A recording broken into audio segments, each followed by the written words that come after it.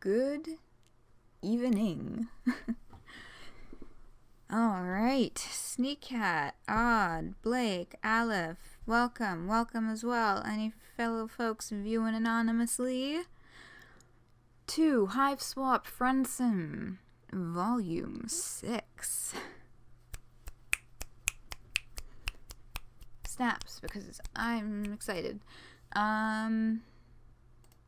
Yes, indeed. Let's get that game going.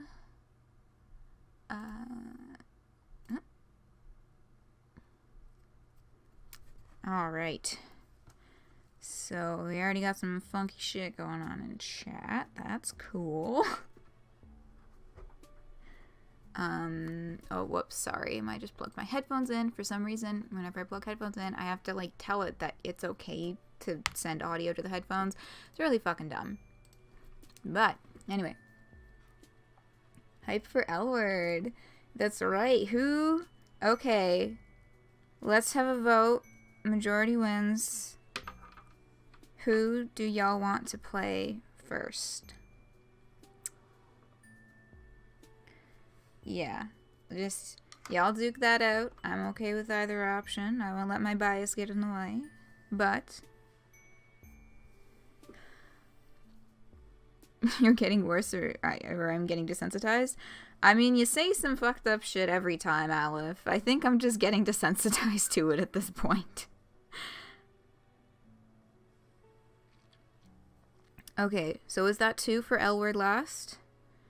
That's 3, I think, because I can't tell Sneak Cat if that was a question or if that was your vote. So if we have 2 confirmed for Elwurd last, and 1 maybe for Elwurd last, and 1 for Elwurd first. But so far, Sneak Cat, you're the deciding vote, because I can't tell whether or not that was a vote or if you were just asking a question. It was a vote. Okay, Elwurd last it is then. So we'll start with Kuprum and Folykl. Okay. Off to the races. Let's just jump right in. I don't have a lot to preamble today. Oh, I saw Love, Simon. Yes, and this is of Text and Envy Green. Volume 6 of Text and Envy Green. Love, Simon was a good movie. Okay. Just jump right the fuck in. We got some fucking shit in store for today. Oh, buddy. Let's go. Let's be an icon MSPA reader. Yeah, I know. Okay. Armed with your fresh heaps of hard-won cultural knowledge, you continue on your journey. Troll life sure is complicated, not to mention troll romance. You really aren't interested in getting into all of that. Your life is complicated enough, and adding an additional level of angst on top of that does not sound ideal. Friendship is about all you can handle right now. And boy, do you love to handle it. Just get your fingers all up in there and squish that shit around. It's just not a good vision. Oh,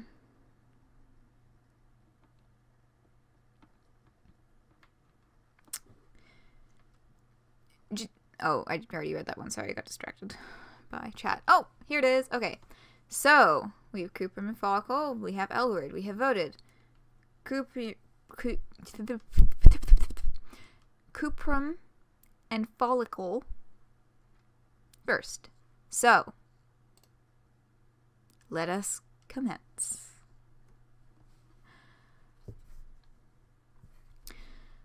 Wandering deeper into the city, you wash up on the shores of what looks like a rougher part of town.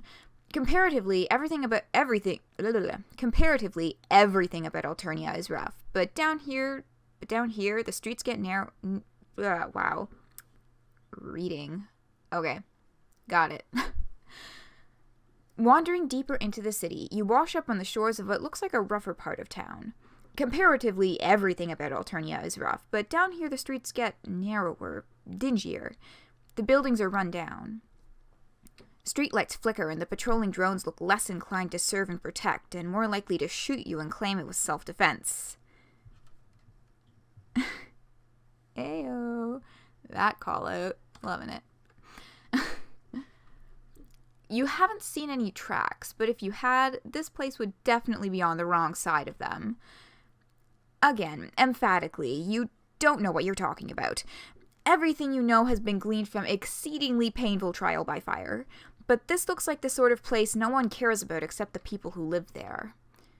A noisy group of trolls spills onto the street up ahead, and you quickly duck behind a row of garbage cans.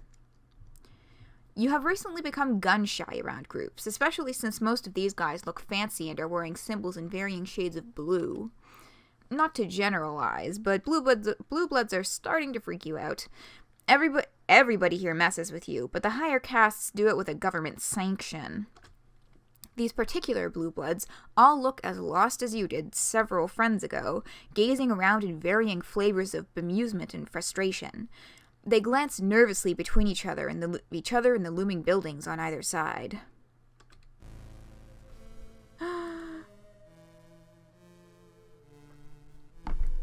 I fucking love the music for this route. It just totally blows me the fuck away. It is so good. Oh my god. Let's just take a second to, like, soak this in, okay? Okay.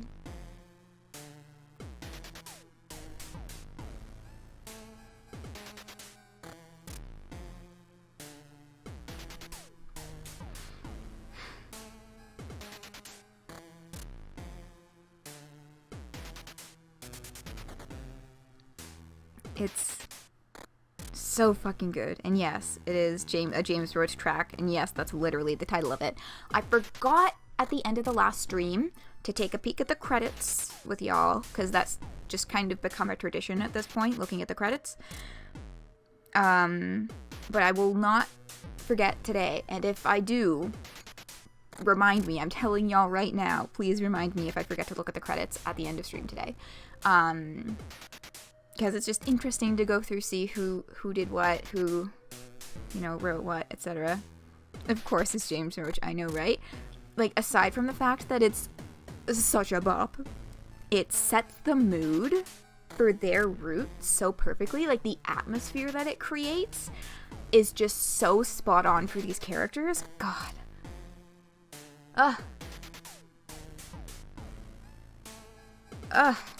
It's so fucking good. Okay, I gotta take my earbud out now so I can, like, concentrate on how my voice actually sounds.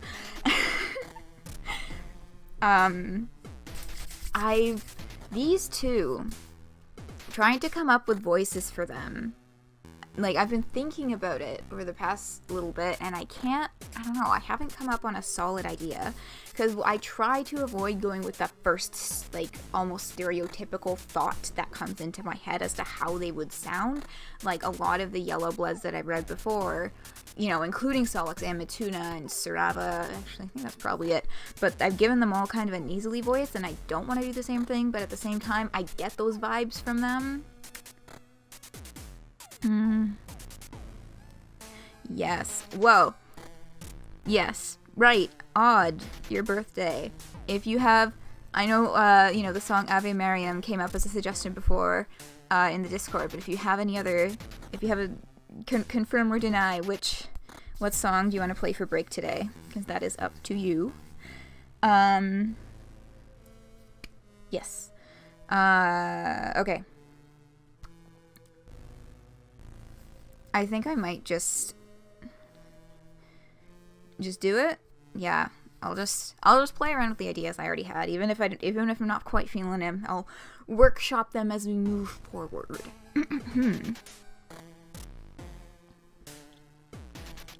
Ha ha ha.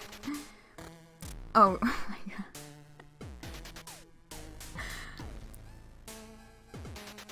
Oh my god, am I gonna have to sit here and count how many extra OLs he adds to this? I didn't think about that part.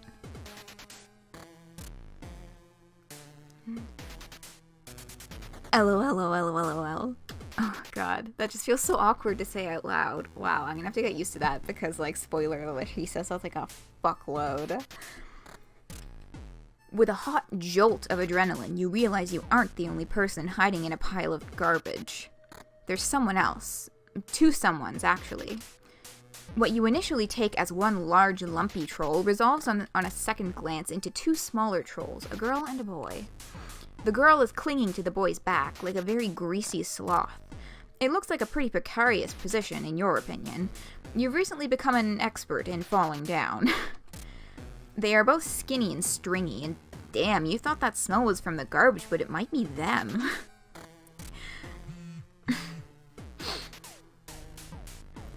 Okay. LOL, Blue's just busy living their pathetic lives. Walking out their hives. Straight into our trap. Idiots. Never see it coming. You ask if they mean the trolls out on the street. Probably you should just mind your own business, but when the fuck have you ever done that before? Also, it's nice to see someone besides you getting mocked for once. You kind of want to join in on the mocking. Who the fuck are you? Where'd you come from? A trash creature. Born out of trash. LOL. Well, so much for not getting mocked. These 2 are probably equal opportunity mockers, though. They mock everyone. Kind of like Polypa had been with murder. They keep sniggering. You can't help thinking you are being called out. Okay. Is her quirk haiku? I do not believe it is. I think it's just the spaces between things. Because she is void bound, and Kuprum is hope bound. So that could be influencing that kind of stuff as well. Snowing on Mount Fuji? Great. Love it. That's... Okay. We've come up to our first... Whoa. What? Yo, it's like every other stream I discover a new control by accident. If you scroll the center wheel, if you scroll the wheel on your mouse, it progresses the text forward and backward. What the fuck? That's so cool. Oh my god. Anyway. Pardon my amusement with basic functions. Basic computer program functions. Okay, so 2 choices here, and as usual, like most visual novels, fuck off. I don't actually play a lot of visual novels. I would be interested in playing more. I bought Hatoful Boyfriend off of Steam when it was on sale. I gotta actually finish that. Oh my god, please send me all of your gayest visual novels. Please. I have a couple that are kind of in the queue as things that could potentially make for good streams, but I haven't actually played them yet. But some of those ones, if they would potentially make for a good stream, then like, fucking put it on that queue, I guess. Okay, so my laptop is dying. 1 second.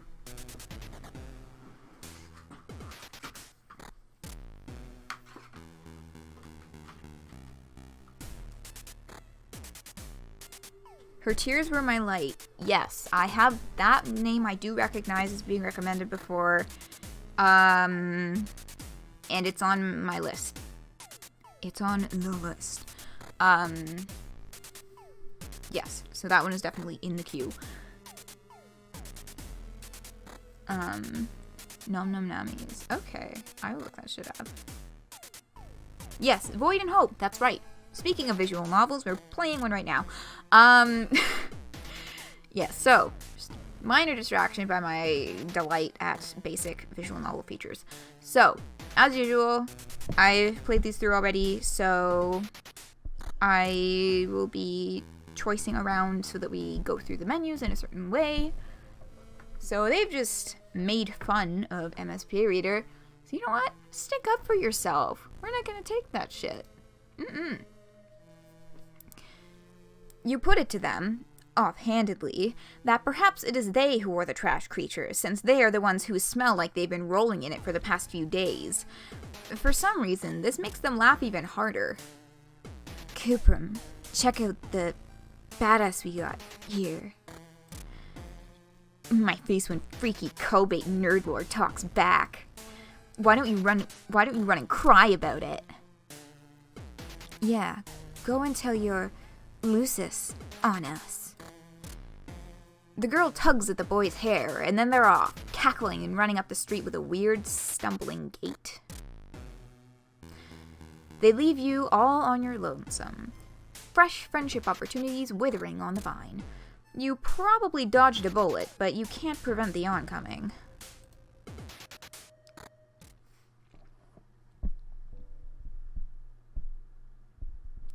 Nope, no death.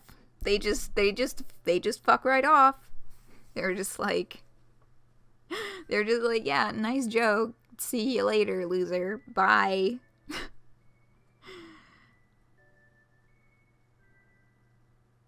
Literally just, I don't know. I know. That's game over. It's for the best. Probably. Yeah. Okay, so that was Route 1 for Kuprum and Folykl.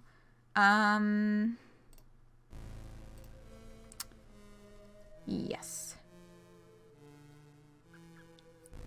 So, looks like the only option to continue going is to take it lying down, which I'm not a fan of, but it's these characters. Okay. You never thought about what a weirdly sexual idiom that is. Regardless, you decide to swallow your protests. Hey, that's pretty sexual also.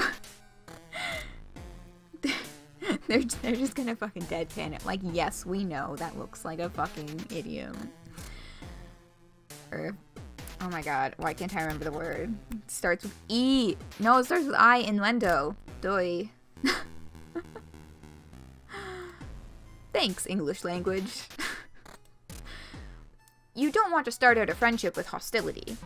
If you'd had parents, they would have told you that two wrongs don't make a right. Which, just pointing this out, is more MSPA Reader lore.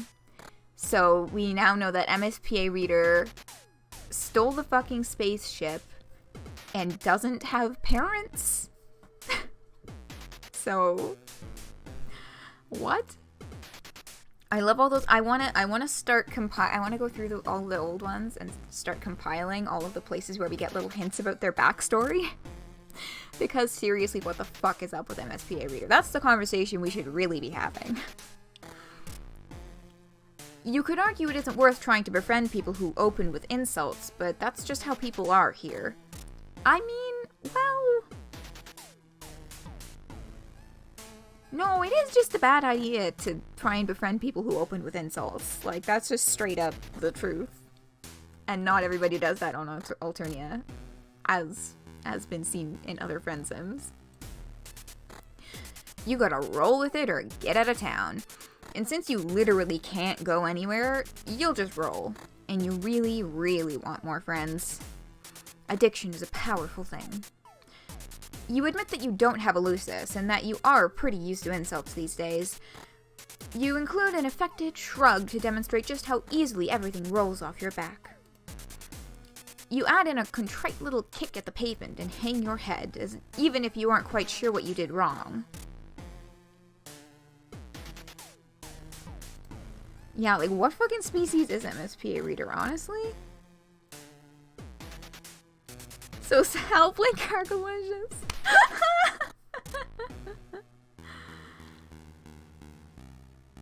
Vriska Armplay Megalovania Sad Stuck Remix. Oh, okay. LOL, Rusty dunks on their own damn self. Don't have to do shit. This could be kind of relaxing for us. The girl turns her weird, spidery face toward you. You should come hang out. Wait, what? You want to hang out with this bottom feeder? They look like a huge drag. I already have enough dead weight with your ass to drag around. Oh man, you really hit the jackpot with these guys. Two friends for the price of one. You don't trust this? Mm-hmm. To answer your earlier question, that you may have forgotten you asked. Kuprum hacked their palm husk's GPS to bring them down here. Idiots can't do shit without their fancy tech. The blue bloods are all arguing now. Somebody throws a punch. You figure it's a good prank, if a little mean-spirited. Folykl stops yanking at Kuprum's hair and looks at you. Wow, you really are pretty basic. Hey, Kuprum. She gives his hair another yank, like it's the reins and he's her horse. Kuprum grins, showing a bunch of big, blunt teeth. He raises a hand that crackles with white-hot energy. Your stomach clenches and your feet leave the pavement just enough for your toes to drag along the ground as you float over to them. For a few seconds, you have zero control over your body. Kuprum lets you go and you land hard enough on your heels to make your ankles twinge. One of the flickering streetlights shines down on Folykl's face. What you had initially taken as deep-set eyes are actually no eyes. They are black holes in her face. It looks super creepy and also super painful.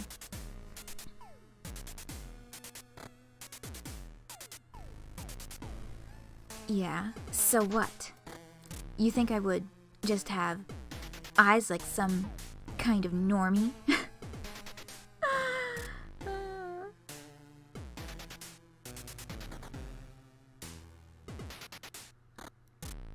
Never seen how...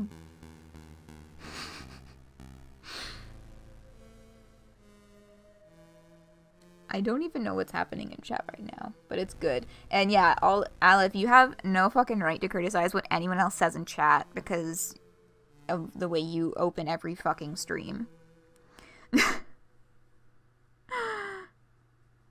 Oh my god, Aleph, I'm not fucking ignoring you. It's... Yeah, I know, she uses the word normie. You got auto-modded? What? Oh shit. Sorry. Okay, for some reason, auto-mod comments don't show up on mobile. Here's my setup right now, which I know is really fucking dumb. Okay, but this is how I found it easiest to stream. I've got chat open on my phone next to me so I can look at it without having to to completely pull myself away from the game to look at chat by looking at my laptop. But my laptop is also open with with my dashboard so I can see the stream health and the chat, and I guess also deal with automod stuff if that comes up, because apparently that does not show up on mobile. So sorry about that. If you could give me a little tick if you get auto-modded, I will take care of that. But for now, it doesn't fucking tell me on mobile for some reason. It seems to be picking up the word bitch a lot. I might have to whitelist it.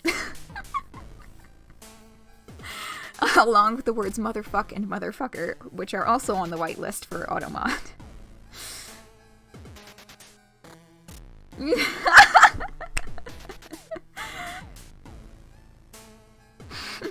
Okay. Yes, so Folykl is called MSP Reader a fucking normie. You would never accuse her of that. That isn't really a word you have in your lexicon. Which, right, another thing to keep in mind is that these two are essentially, you know, they've been called like the 4chaners, like the 4chan trolls. You know, because you got Kuprum, who's like an online crusader for Triza and their fascist government. And Folykl, what the fuck does Folykl say?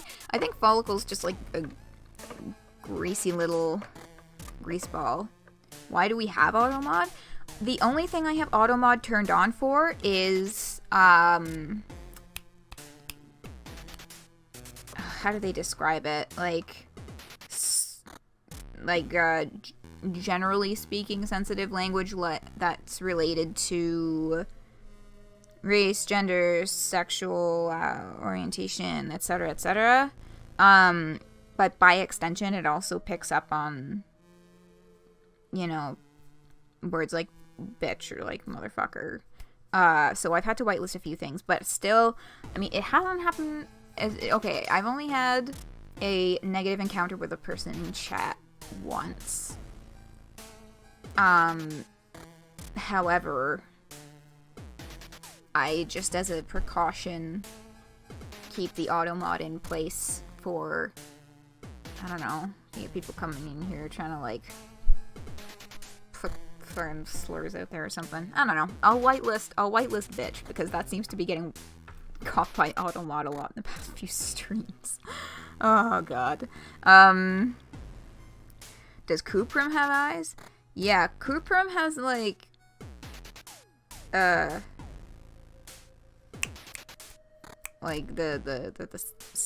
psionic eyes, yeah.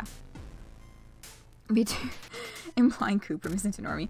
We got Matuna 2.0. I mean, like, Kuprum, I guess Kuprum kind of is Matuna 2.0. That's a good point. I forgot that Matuna is also 4chan troll. See, but it didn't block when you said that. It's a really finicky program, but I'll mess with the settings later. Okay, anyway. Yes, these are the 4chan trolls, just for a little hint at their attitudes and beliefs. LOL. He keeps doing that, saying the word instead of laughing. It's actually a hell of a power play. You have an idea. What is your idea, Odd? Please tell us your idea. Goddamn idiot doesn't know a case of void rot when they see it. Have you never met a gold blood before? You have, but you aren't sure if Sarava counts. They're an internet celebrity, for one thing. For another, they have eyes. Well, one eye. And the other wasn't lost to void rot. Whatever the hell that is. It's a secret? Okay. Okay, I'll trust you. But yes, this whole thing is particularly interesting because now we're getting introduced to like a troll disease, which hasn't really happened before. Yeah, void rot. And I mean, we get an explanation, so I won't continue on, but I just find it very interesting that this is up like this, that they're, you know, venturing into this particular piece of world building here. You wonder if that's why she's on top of Kuprum. He's some combination steed and seeing eye dog. Void rot means my body doesn't retain energy like it's supposed to. Just look it up on Gorgle. It means I'm dying constantly, all the time. You almost point out that technically everyone is dying all the time, but you sense this isn't the moment for fake deep fuckery. That really sounds like it blows, though. You tell her how sorry you are. What do you mean? What do you mean? Why would you be sorry? You didn't do anything. Besides, stand there, looking ugly. Idiot thinks it makes a difference. Like what they think actually matters. LOL. Can't wait for Triza to take this one down to the coal fields for a little R&R.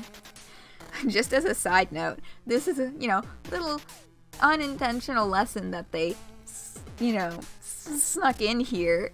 Don't condescend to the chronically ill. Just don't do it.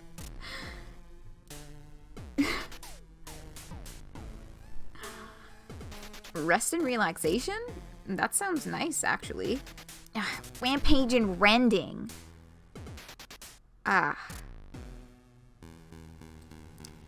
Wow, and here was me thinking we could get through a whole conversation without bringing up precious Trizza. Lol, Trizza rules. I love Trizza. I know, dipshit. You rack your recent memories trying to figure out if you know what a Trizza is. Or who. Trizza is basically the third member of this relationship. Considering how goddamn horny you are to get her cybernetic tentacles up in you. Wow. What? Is that supposed to make me feel bad? Sounds great, actually. You watch too much Eastern Alternian pornography. He watches too much fucking hentai. Her what? Her what? I know. Her cybernetic tentacles, whatever the fuck that means.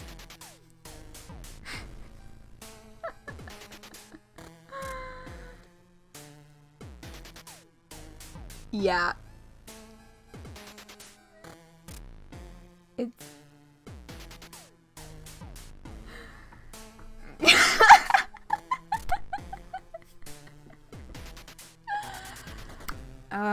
Yep. So... there's also some weird kind of pseudo-emphasis to troll junk in Elwurd's route, which I won't say what it is. But they have not technically confirmed or denied whether or not that is the genital region. We just know that there's cybernetic tentacles somewhere in this equation. This would have killed you. Oh my god, I know, right? Yeah, we gotta finish it out on some of that good gay shit.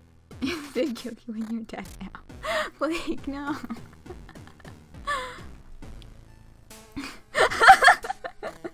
Okay. It'll be way better than sitting around with you, always sucking me dry. This sure is something you're witnessing right here. It must be that black rom stuff Zebra had briefly filled you in on. You cock a hip and compliment them on the obviously incredibly healthy pitch romance they got going on here. Because as everyone knows, there's nothing two people in a lover's spat like more than someone interrupting them to spout random bits of cultural knowledge.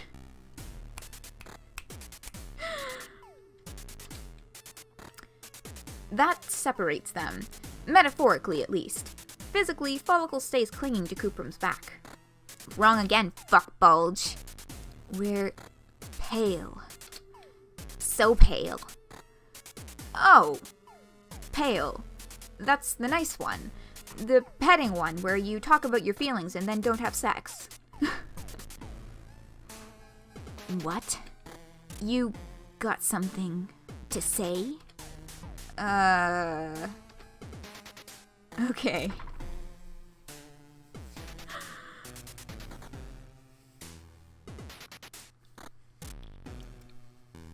So, here are the two choices.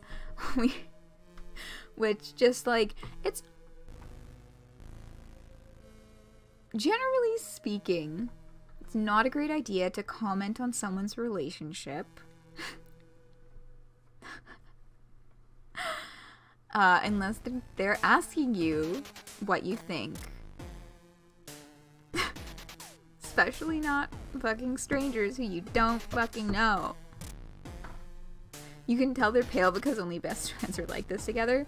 Yeah, like, this seemed like a pale thing to me from the beginning, because, like, They just, you know, they're not... It's weird because they don't seem to be intentionally, like, malicious. Like, they're not actually trying to be insulting or malicious to each other, but there's also an edge of, like, yes, they are. Okay. Anyway, so we're obviously going to pick the very tactful comment for this go through and say, you guys really don't seem to have your shit together.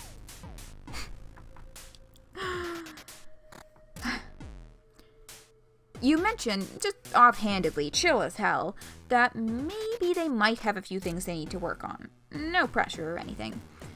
Just, this is the sort of stuff a helpful friend does. Mentions shortcomings and crappy relationship dynamics. Having friends is great. We're not here to be polite, we're here to get fucked on. Oh my god. I mean, like, yeah, because here's the deal with this. This is what helpful friends do. Not to people who you just met. Maybe if your best friend is getting in a bad situation and you're like, buddy, I know you and this isn't gonna work. Like, yeah. But especially in this kind of situation, you literally just fucking met them. Oh my god. Okay. The light glitters on Kuprum's goggles, even as it is sucked into the black hole of Folykyl's not eyes. You calling me out? You coming into my hive and sprouting this shit? You point out that this is a trash heap, though you don't want to judge. He might have a trash hive.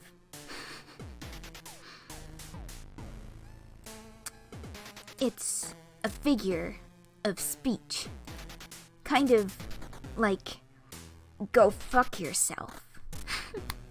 Snaps for that. I know, right? He's like, you come into my house, you come into my hive, you insult my Moraligens. How dare... Oh my god. Both of them look pissed, but Kuprum looks extra pissed. I know what this is. You're out to steal my girl. You really think you can give Folly what she needs? What she craves? The wording of that, just... Ugh. He makes it sound like a fetish rather than a medical condition. Maybe it's both. You really want to come at me, motherfucker? The hairs on the back of your neck stand on end. That's how loud he yells. Or maybe it's the crackles of energy slowly emanating from his pores and building like a sine wave. At first you think it's just you finally cracking under all the pressure, but it's really happening. The glow of white-hot electricity rolls up his arms and shoulders and into Folykl, where it travels over the length of her body and centers where her eyes should be. She shivers and lets out a short, slightly lewd sound. Her hands tighten in Kuprum's wild hair. Man, you really shouldn't be watching this. You are blushing something fierce. What does she crave? Well, I guess that question was just answered. It is his psionics. But yeah, that whole bit is kind of like,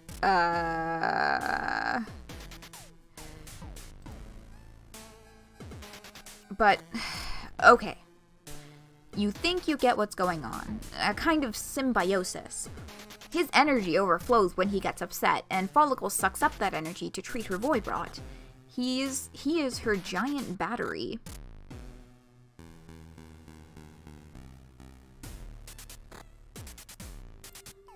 They really gonna fuck in front of us? Oh god. You remember Sarava mentioning that powerful Goldbloods have a tendency to get harvested for their energy. Maybe Kuprum is one of those powerful psionics. Or one of those powerful psychics. Ha! He wishes. Triz is gonna chew him up and spit him out. Then I'm really gonna have to find another sucker to leech off.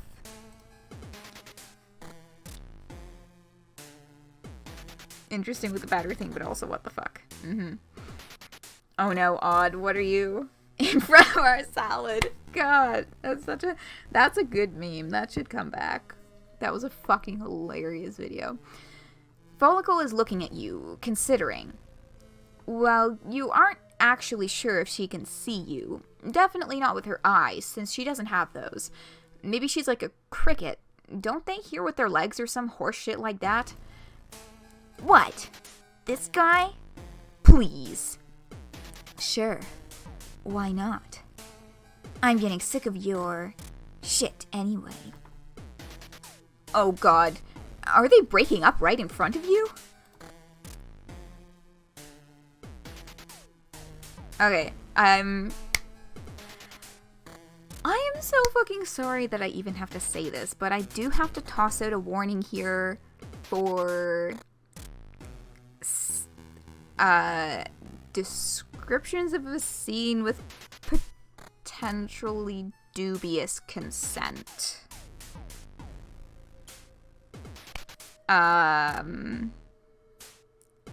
Yeah. Just a general warning if that makes you very, very uncomfortable.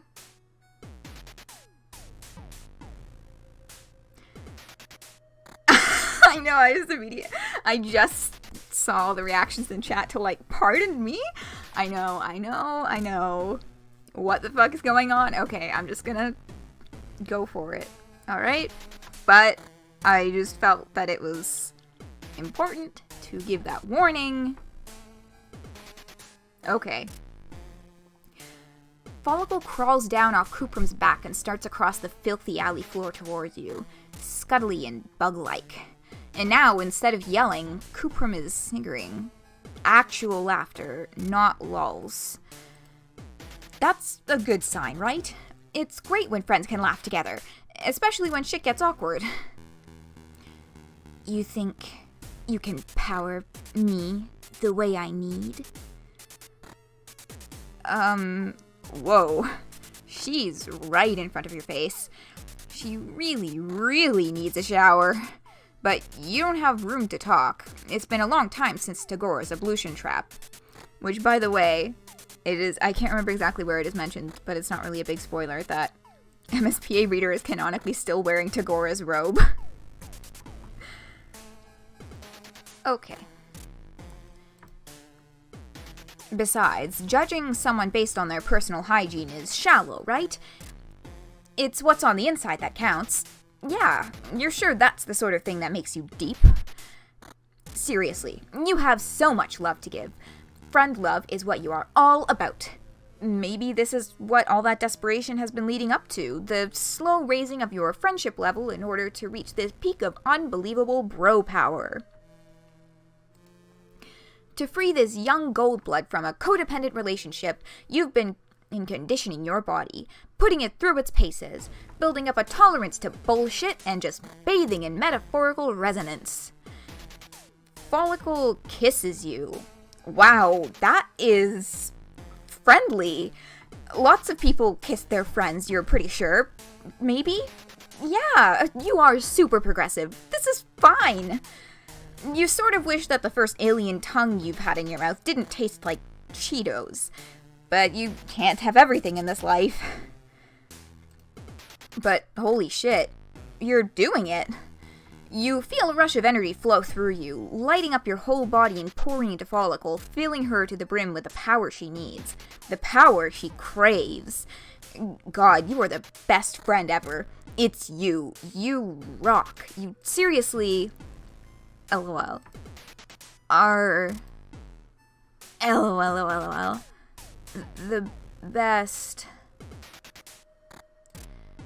LOL. Oh, son of a bitch. You feel something warm on the back of your neck, and Kuprum is giggling right next to your ear. Somehow, while you were busy kissing his girlfriend, he snuck up from behind and started kissing you too. Well, more just putting his mouth on you and moving his tongue around. He must be feeding psychic energy into you, which Folykl is sucking out of your mouth. They're using you like a goddamn copper wire. You could maybe be into it if you weren't behind a dumpster. And if you were looking for anything more than some good old-fashioned wholesome friending. Kuprum, fuck off. Don't help.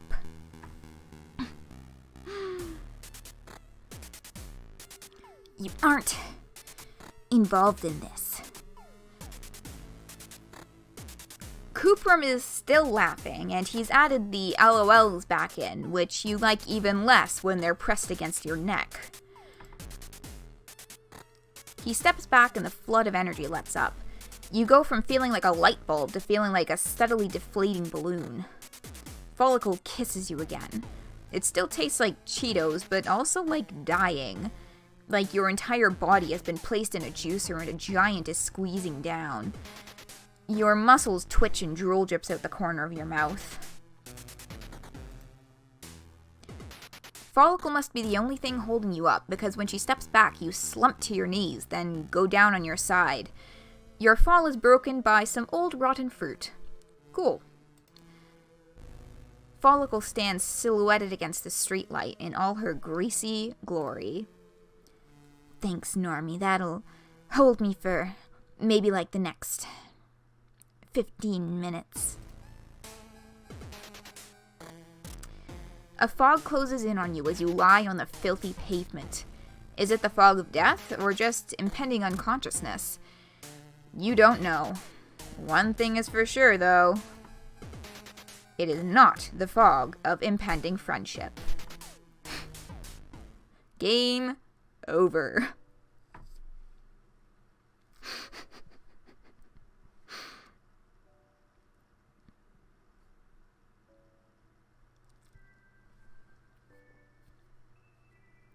And that is the end of route number 2. Press after, oh my, and you could fucking see like a hickey on the back of MSPA reader's neck. That can't be anything but a fucking hickey from Kuprum. Anyway.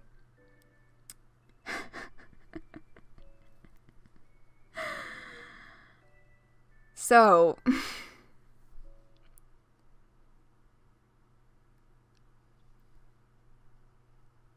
yeah, that was why I gave the dubious consent warning, because it's a little bit unclear there.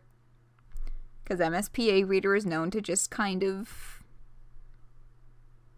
roll with things whether they want to or not, and it's kind of questionable as to whether or not that was actually consensual. So, that's that.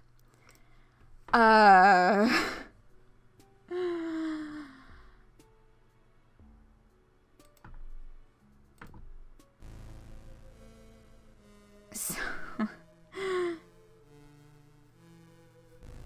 yeah, the Kingsters up first. Well, this one is called, so this one is of text and envy green. So this is green text because of, like Kuprum's typing quirk being like 4-chain green text.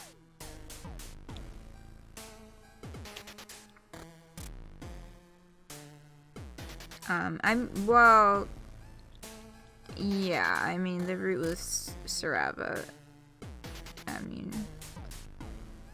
Yeah, I guess that happened.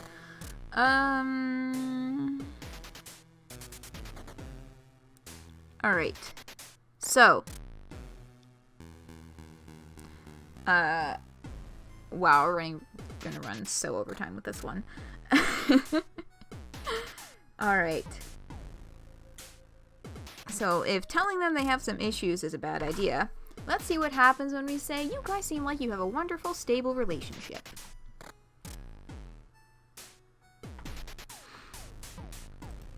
Right. Glad you understand. You don't feel great about this. It's not cool to tell lies, especially not to your new friends. But it's also not cool to neg your rad new friend's relationship, especially when you don't know how the fuck any of this stuff works.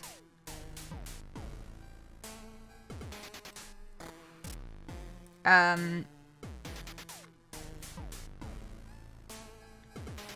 Tagora also killed us. Honestly, you should probably come up with some sort of mnemonic for just how little you know about anything at all. You don't know what that means. YDKWTM.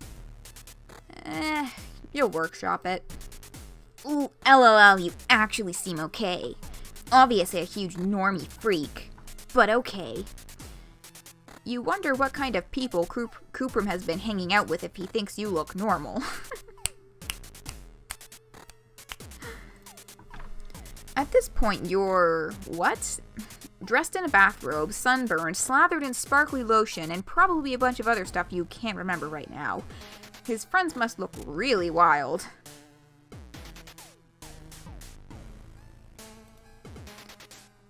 You hope whoever those friends are will be your friends too. You aren't picky about looks. The group of blue bloods out on the street, maybe they could use some friends too? You're getting the vapors at just the thought of all these potential connections. You start around the dumpster to find out. Kuprum grabs the back of your shirt. Where do you think you're going? Idiot tries to make decisions for themselves. The decisions are bad. Nobody is fucking surprised. LOL. You point out, very respectfully, that all these people look pretty lost and confused. You assume the prank is over now. Everyone can shake hands and go on as friends. This is idiotic, considering what you have learned about Alternia up until now. Not a prank. This is war. It's not over until all of them are dead or crying. Whew. Oh, did he though, in reference to, like, Tagora killing us with the drones?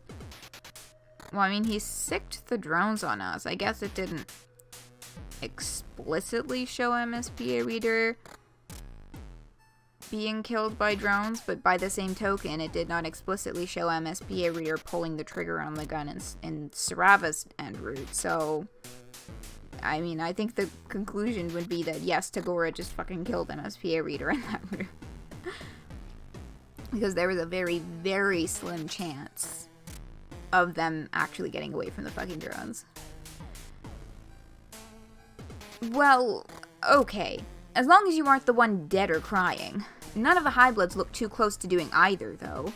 They are standing in a clump in the center of the street. Nervous, but fine.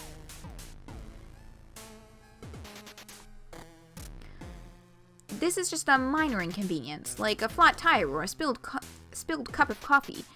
They have been lured into the slums by some greasy nerds, but Folykl and Kuprum don't seem to plan on doing anything besides watching and giggling.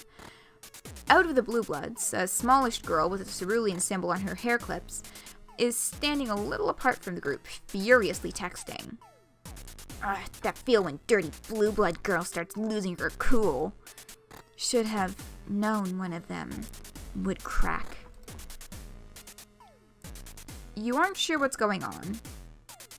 YASWG. Still not great. Wriggler is calling the damn drones. Usually high bloods wouldn't go running to them like that. Don't want to admit low bloods got one over them. When you get owned, fucking own it. That could go on a t-shirt. I mean, it really could, actually.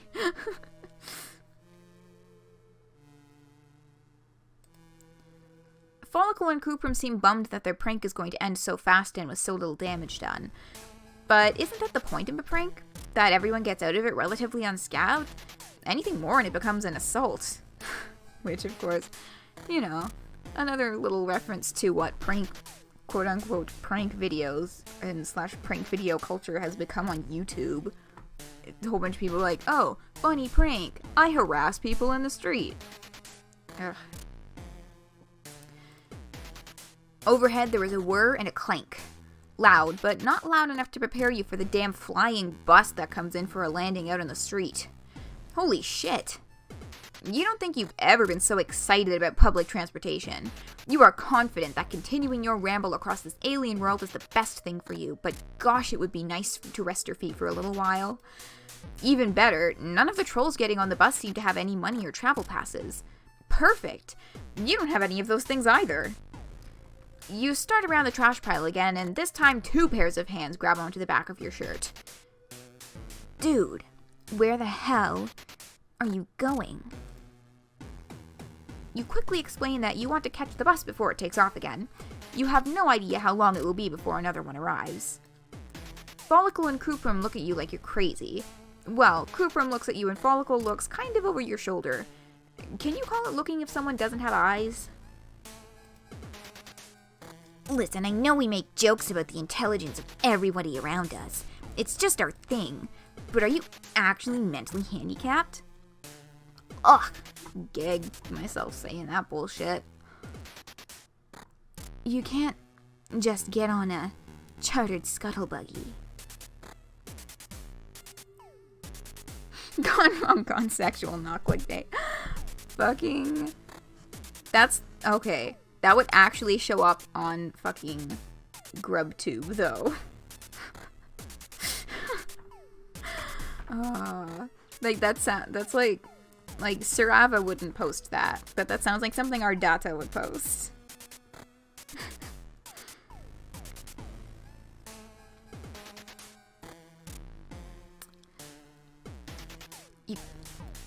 That's for cerulean and up, maybe teal, if they got a death wish. Ugh. This damn hemispectrum thing again. You really need someone to sit you down and explain exactly how all of this works. Preferably without calling you an idiot the whole time, or hitting on you. It just seems so arbitrary. At least the oppressive power structures from your planet make sense. Well, no, they don't, actually. But you're used to them, which makes them much better and more acceptable.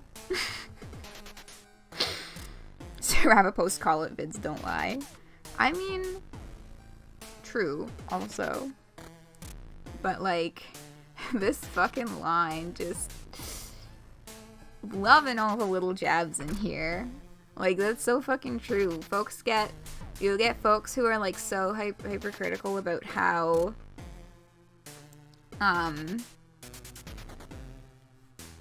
you know, how the power structures and oppression and all that stuff works on, like, alien planets and like, fiction and stuff, but then they'll look at the stuff that's happening on Earth and just, like, in, like, our actual fucking real-ass society and just be like,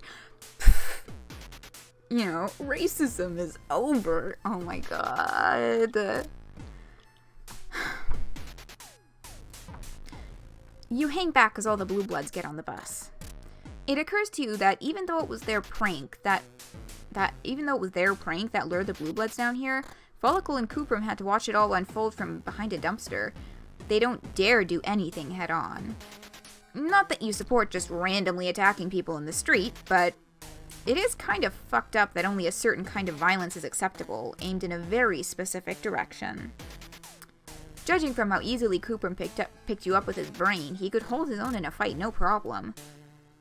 The bus takes off, blasting a backdraft that rattles the empty cans and crumpled bits of garbage in the gutter.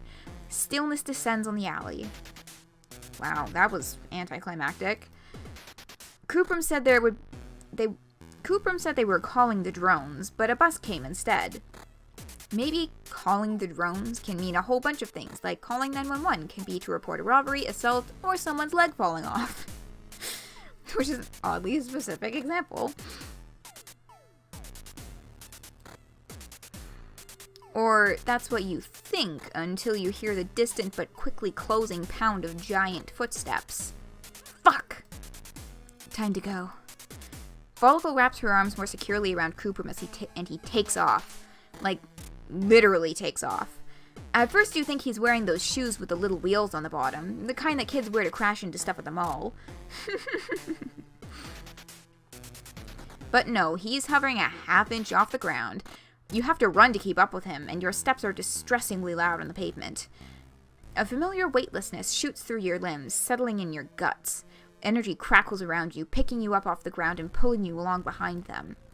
He has enough power to float both of you at once, all while carrying his girlfriend on his back. You don't know much about psychics, YDKMAP, but that is pretty damn impressive.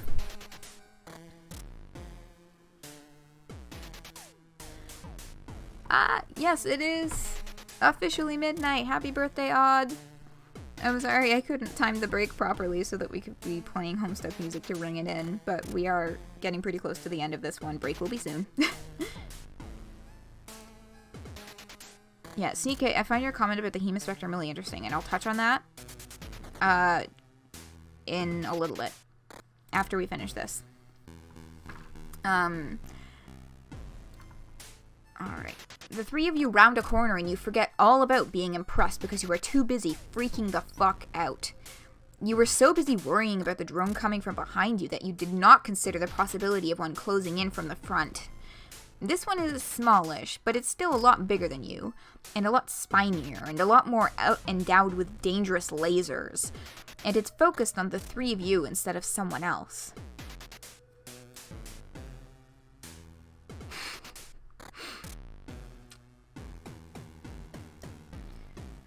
Right, speaking of which, Odd, I've seen, like, a bunch of different suggestions for break songs. I gotta get solid confirmation from you as to which one or ones you actually would like to play. Merci beaucoup.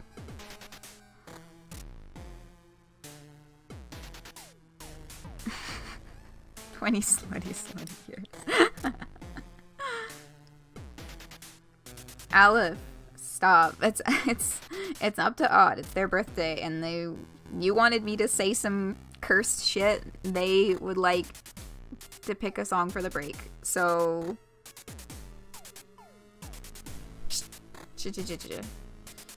Aight. Okay. You, Folykl, and Kuprum make a similar noise. It goes a little bit like smash. The smash at the end comes from Kuprum picking all three of you up with his brain and tossing you, just as the drone shoots a laser out of its torso. It blasts the pavement where you'd been standing into craggy, smoking chunks.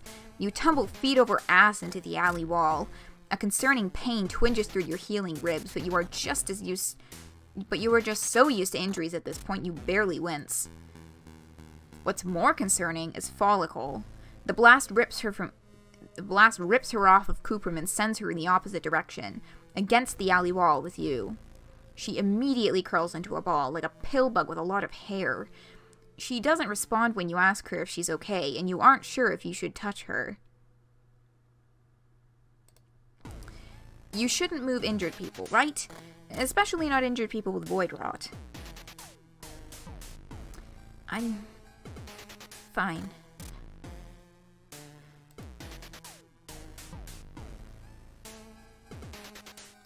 I'll live.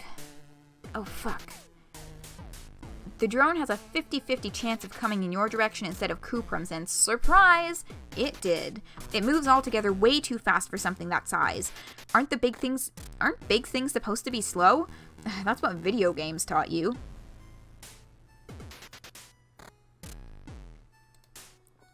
Video games wouldn't lie, would they? Fuck, shit, hell. You've come all this way, dodged so many dangers, and made so many friends, and now you're just gonna get lasered by some huge spiky robot monster thing. Are they even robots? They kind of look organic. But so do, like, the couches here. But you digress. It's going to kill you. But instead of dealing you a quick, fatal blow, the drone stops in the center of the street. Its big, ugly head swivels towards Folykl. Oh god. Is it possible you found someone more cullable than you are? Alternia definitely doesn't seem like a great place. Needs to be the weakest link. As usual, you are next to useless. All you can do is watch as the drone takes heavy steps towards her. Desperate, you kick a nearby trash can. You shout, you make as much noise as you can, trying to draw its attention. Once you have it, you aren't sure what you're going to do with it, but you aren't worried about that right now. The drone grinds to an uncertain halt. Its head slowly turns towards you, then back to Folykl. It can't make up its mind. Should it go for Void Rot or the noisy asshole? You look around for weapons while it's frozen in indecision. There's nothing here but empty bottles and tiny pieces of concrete. You really are a worthless wreck. Your new friend is about to get stomped or blasted or kicked with a giant metal leg, and all you can do is hop around like a maniac and smash a trash can. Fuck. Luckily, for once, you aren't the only one here. Your new friend already has a friend. You're really friend crashing here. Kuprum doesn't screw around. He rises up on a wave of crackling power, attacking the drone by, well, basically just putting his hands on its big ugly head and discharging as much energy as possible, frying whatever brainstem the thing has. You try to be at least a little bit useful and drag Folykl out of the way of the drone as it falls. But it doesn't fall, it just shuts down. The evil red glow of its eyes dies and it goes still. It becomes just a giant, ugly statue of an alien robot in the middle of a filthy street. Kuprum drops like a rock, and before he's even out of the air, he's on his way to Folykl. He shoves you out of the way. Fall, are you okay? Please say you're okay. What the fuck, Fall? Folykl buries her face in Kuprum's chest, her two little fists clinging tight to his arms. Her shoulders rise and fall. She's taking huge breaths like she can't get her lungs to work right. Do trolls even have lungs? They probably call them something weird. Respiratory sacs, breath glands, suck sphincters. I'm fine. Idiot. You had a snide comment all ready to go concerning appreciating your loved ones while you can before a big metal monster comes and squishes them. But sitting here watching Kuprum hold Folykl like he never wants to let her go, well, all your snidiness drains into a puddle at your feet. You don't know them. You don't know their life. Their relationship might not be the healthiest, but honestly, whose is? You've seen some really bad shit, both here and back home. Hey, you okay, dork? Yeah, you really are. Thanks to them. Victory! And that is Kuprum and Folykl. It makes them weirdly sympathetic characters, but I'm still like very suspicious of them. Just as a general rule.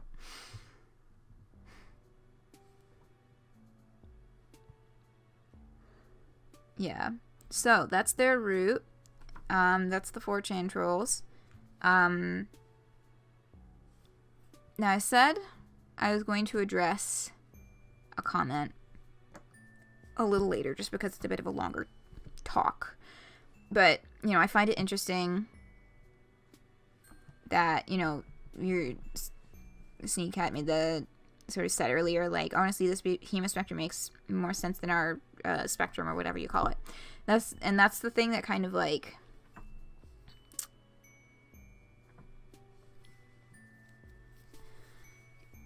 yeah, like, it's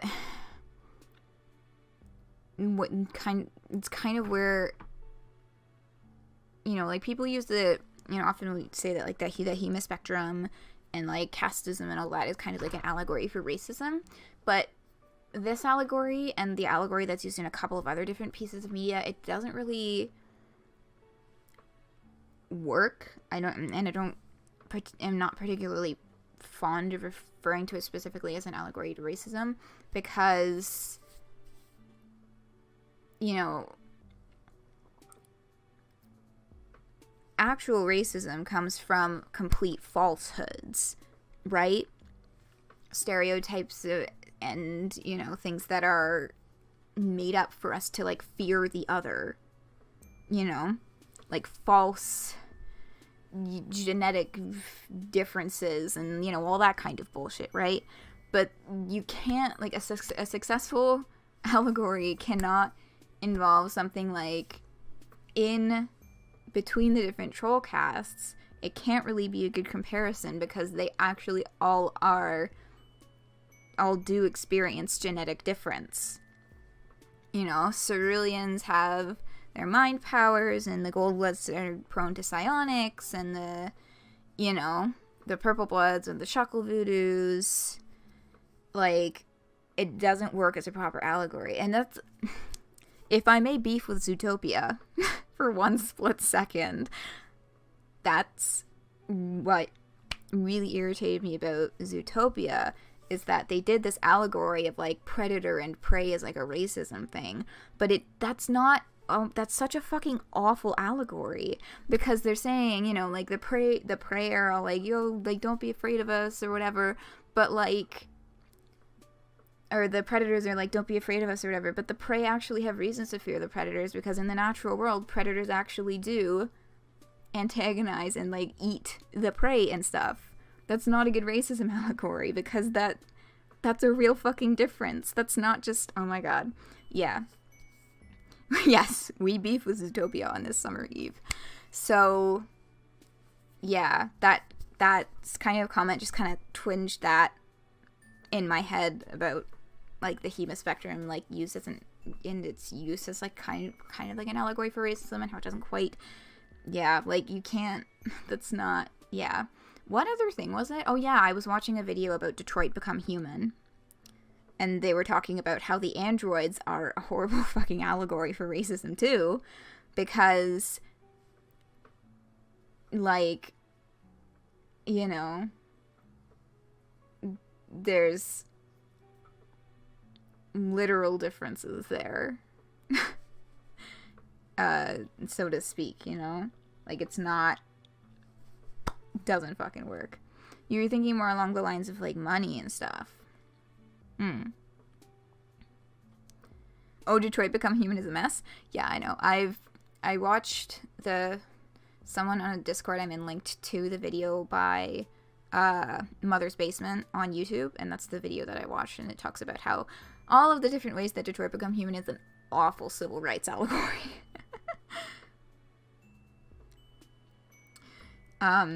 Yeah, anyway, so, Odd, what are your final choices for the songs?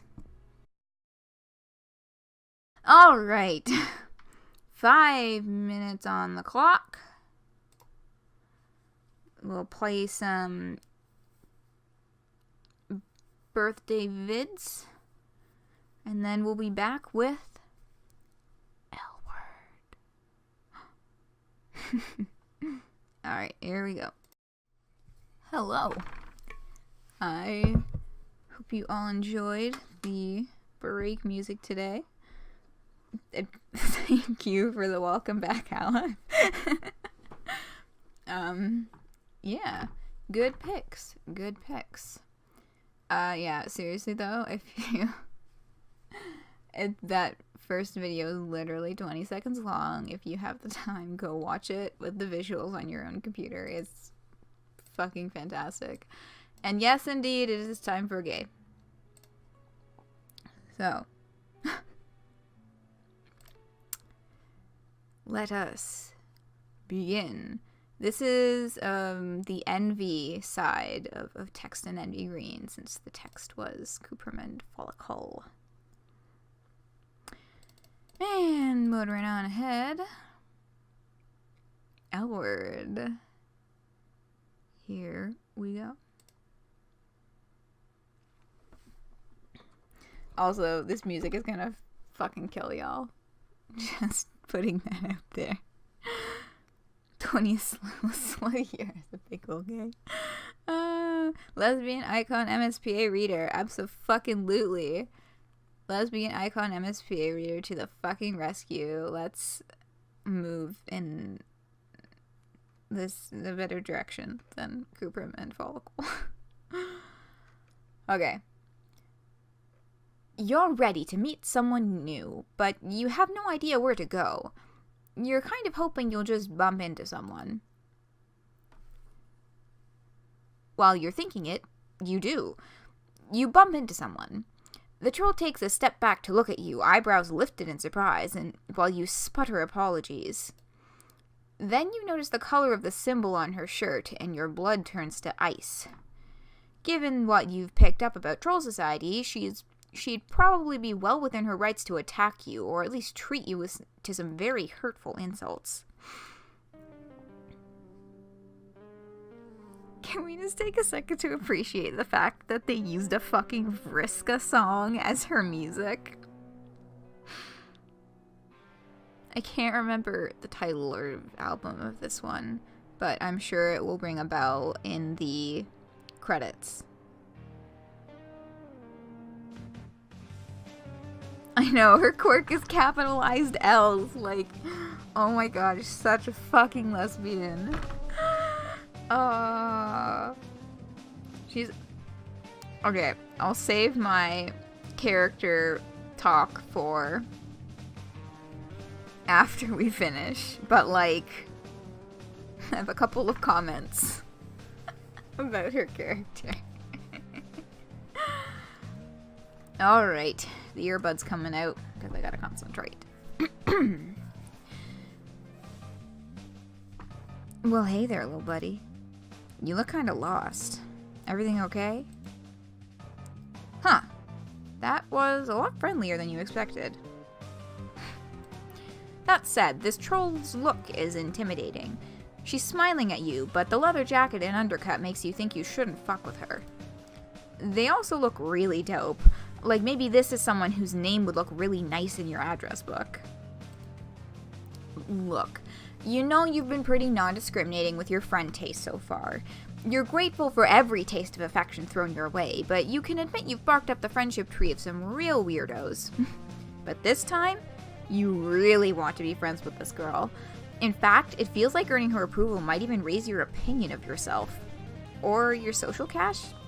She's just, like, seriously cool.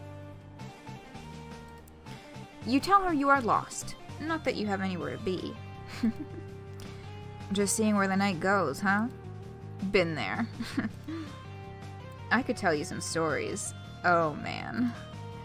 I don't want to be rude, but you're an alien, right?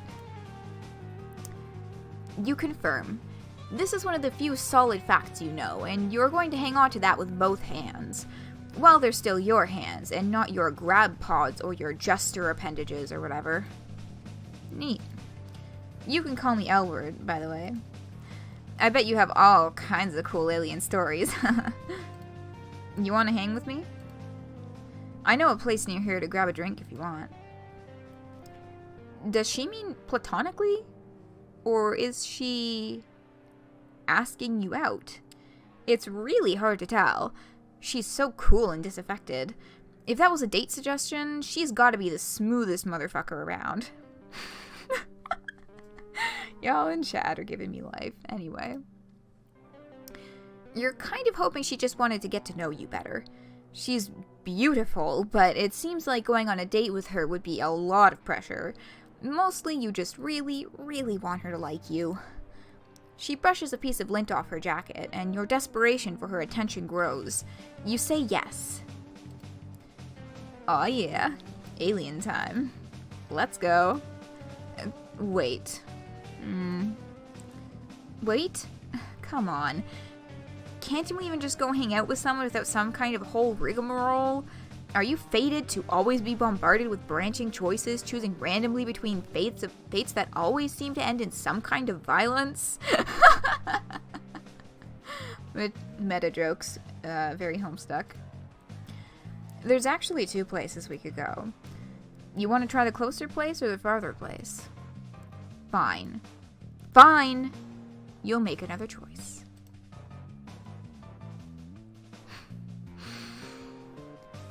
Choose the closer place. You don't want to wait any longer than necessary for that delectable friendship. You tell her to take you to the closest place she knows. It turns out to be pretty close. She crosses the street and takes you down a flight of stairs to a little underground bar. When you walk in the door, you're ready to do some befriending, but Elwurd seems distracted. You follow her gaze and see another cerulean-symboled troll girl with a buzz cut and a snakebite piercing. Okay, look. A snakebite piercing is not correct. They're snake bites. plural. It's too piercing. They're called snake bites, plural. It's not a snake bite piercing. There's 2 of them. It's plural. You follow her gaze and see another cerulean civil troll girl with a buzz cut and snake bite piercing sitting alone on a bar stool. As you watch, the other troll looks over at Elwurd and gives her a little smile. You clear your throat, and Elwurd seems to abruptly remember your presence. Well, we've arrived. The hangout place. You can take it from here, right? I gotta go. Game over. She just has one because that's how it is on Alternia. Honestly, I would not be fucking surprised. But yeah, here's this, and that is a troll call, another troll call symbol. Yeah, I know. MSP reader's just like, wait. Elwurd is just too fucking gay. She's like, oh, what's this person over here? Fucking Scorpios. Okay, so there's our short end.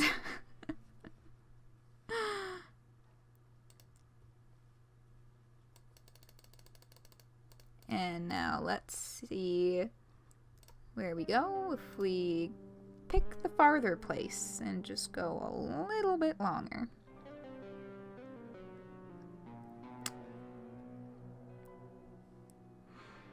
Butch Pierced, true. Man, that's such a good name for her. I love that all the names that people come up with for the unnamed trolls. Playing around with the 6-6 balance is fucking great. Another chance for her little blush face. At least you weren't thrown out a window? I mean, true. She didn't, like, physically kick you out of the place. She just left you alone. So it could have ended a lot worse. Choose the farther place. You tell her you're in no rush, and the farther place is fine. She takes off in the same direction she was walking before you bumped her.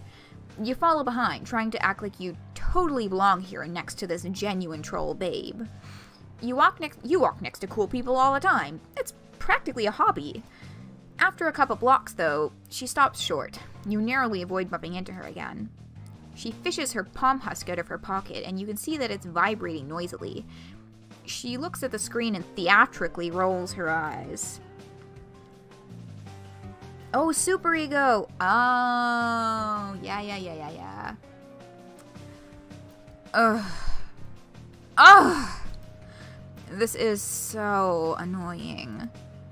I'm sorry, but like, there's just this thing. I have to deal with it, I guess. I swear to fuck. Okay, may I just... Oops, I hit the wrong button. Can I just say, I swear to fuck? It's just... My gay ass says that all the fucking time.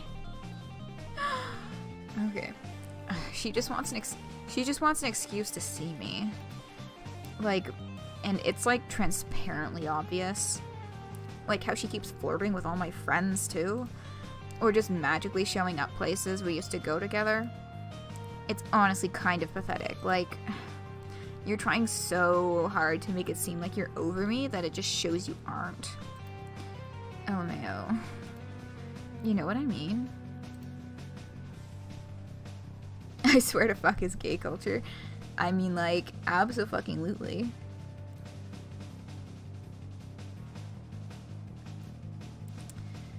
You may not understand the specifics, but it's clear that she's including you in some kind of social situation she's dealing with.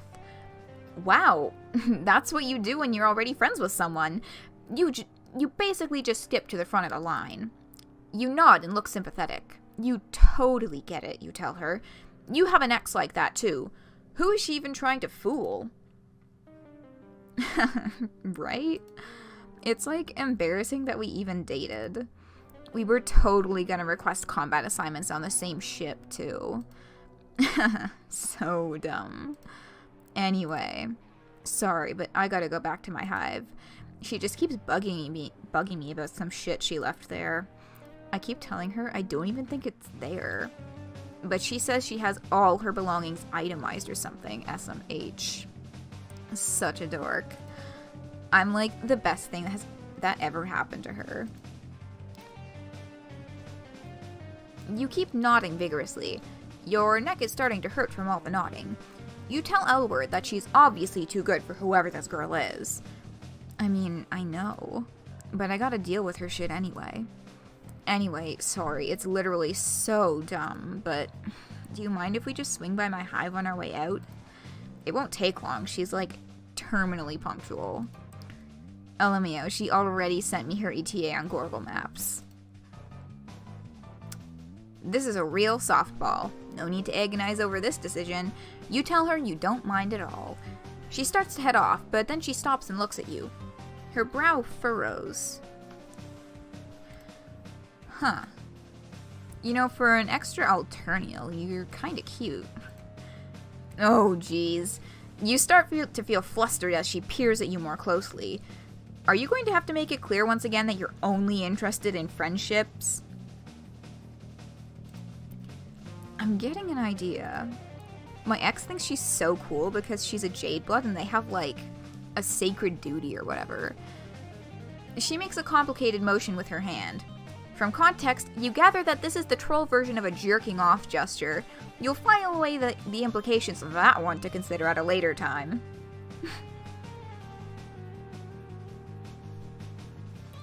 So...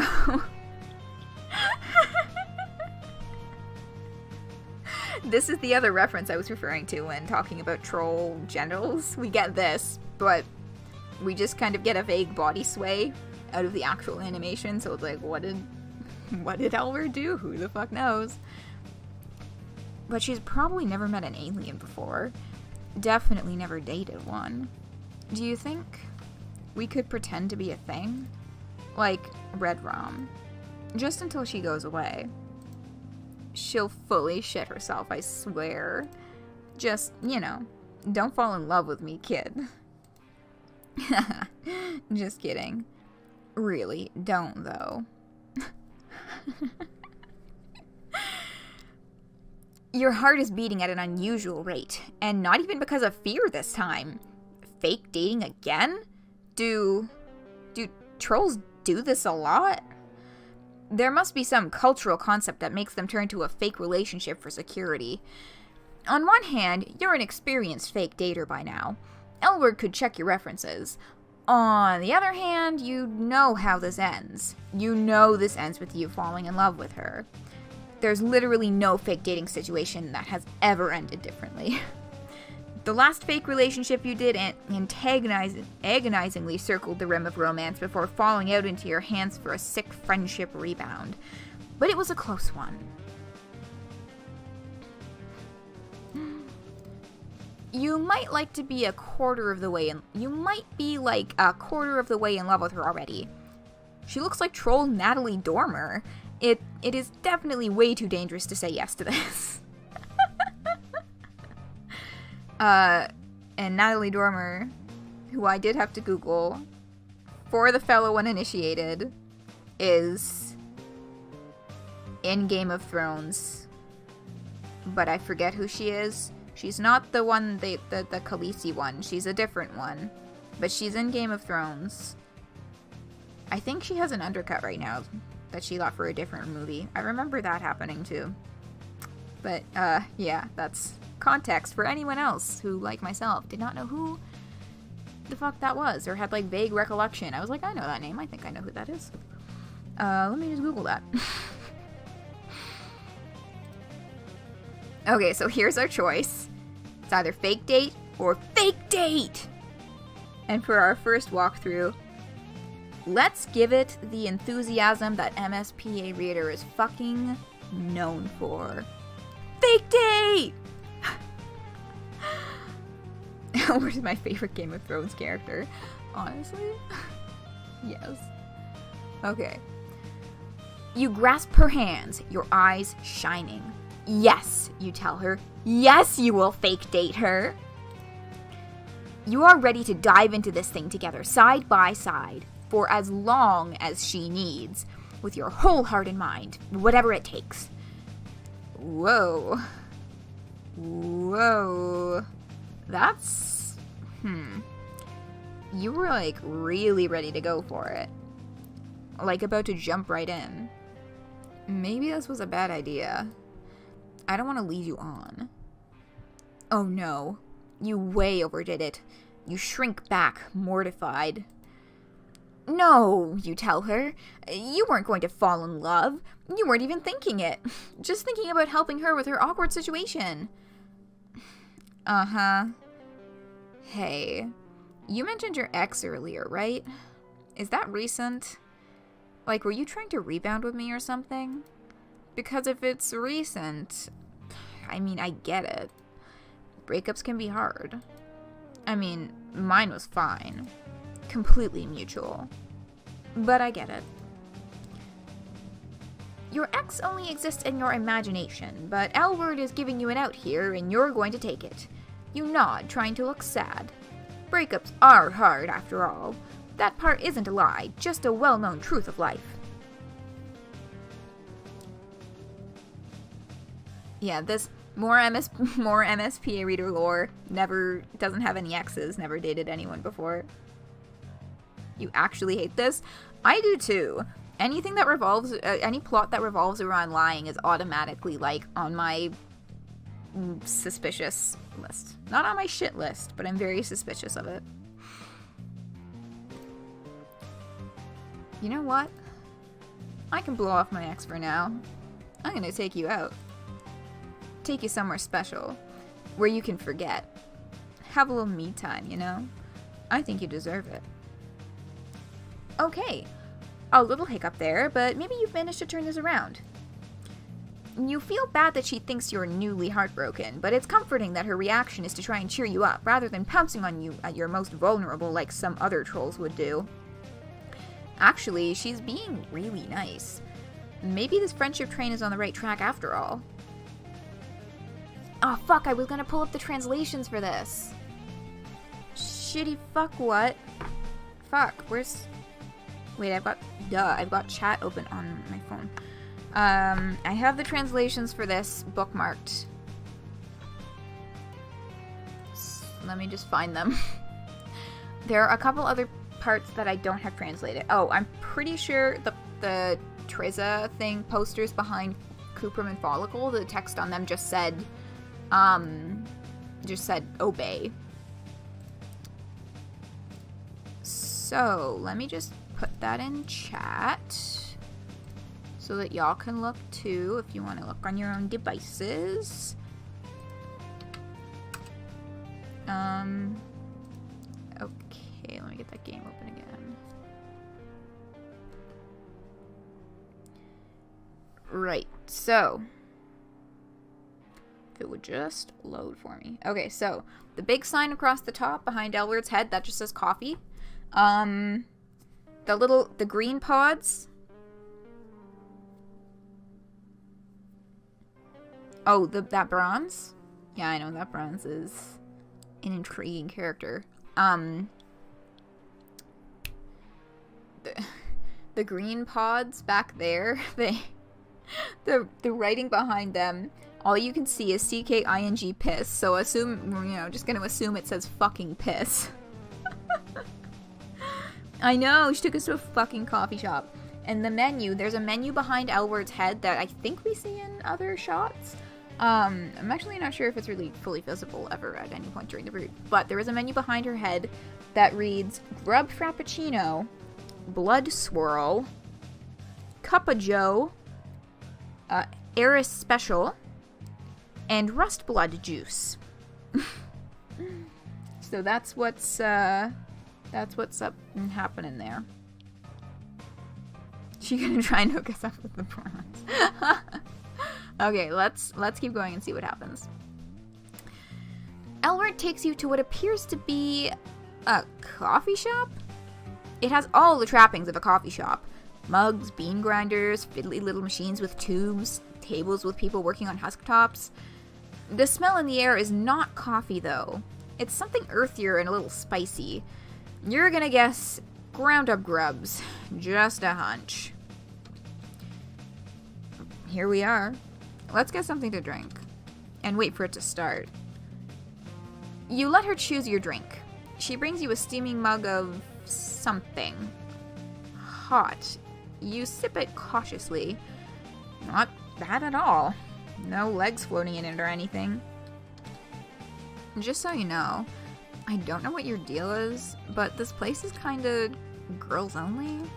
You're an alien, so no one's even gonna ask, including me. But just so you know the deal. Don't worry though. If anyone does ask, I'll just say you're here with me. Plus, you're cute, so no one's gonna mind. Winky face.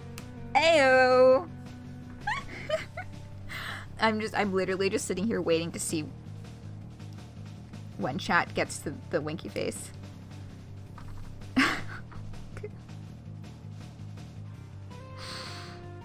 Yep, there it is. Yep. Yep. Yeah, oh, yep. There we go. I knew y'all were gonna go fucking wild with that shit. Oh my god. Okay. You feel your face get hot. Wait, no, you're not fake dating. No fluttery feelings here. Cool, you tell her. You love this place already. Wait, what is this place? This is excessive bodily force poetry. Open mic night. All blood colors welcome. Now that she says it, you can see a microphone set up on the other side of the cafe. An olive blood is sitting nearby with a clipboard, writing down the names of people who want to perform. You ever do excessive bodily force poetry? You look back at her. She's looking at you with those heavy-lidded eyes and that flirtatious smirk. Last time you let your enthusiasm get the best of you, she pulled back. But then she took you to this cool ladies-only hangout. Saying yes hasn't led you wrong so far. Probably. Unless there's going to be some consequence you haven't gotten to yet. No, it's probably fine. You tell her you've dabbled. You're trying to shoot her the same kind of coy look she's giving you. Is it flirting? Who can say? You're riding this wave of plausible deniability and you're never coming down. I know. Fucking slam poetry is very gay. Slam poetry is definitely a gay culture thing. Really? I didn't think you'd say yes. That's so cool. Dang, you should go sign up. I've never done it myself, but I like to come here and watch. You should totally do it. Until now, Elwurd has been pretty disengaged, but she seems actually excited about this. You gulp. You've never done slam poetry, but how hard can it be? It's flirting and we're all gay in this coffee shop tonight. Yep. You got this. You go up to the olive blood and put your name down on the list. Then you go back to Elwurd, giving her what you hope is a look as smooth as an expensive brandy. Get ready, you tell her. She laughs, like you're being corny instead of smooth, but it's good. But it's good-natured, so that's okay. You settle down to watch the excessive bodily force poetry. Maybe you can pick up a few tips. Before long, you notice a couple differences between this and the slam poetry you've seen before.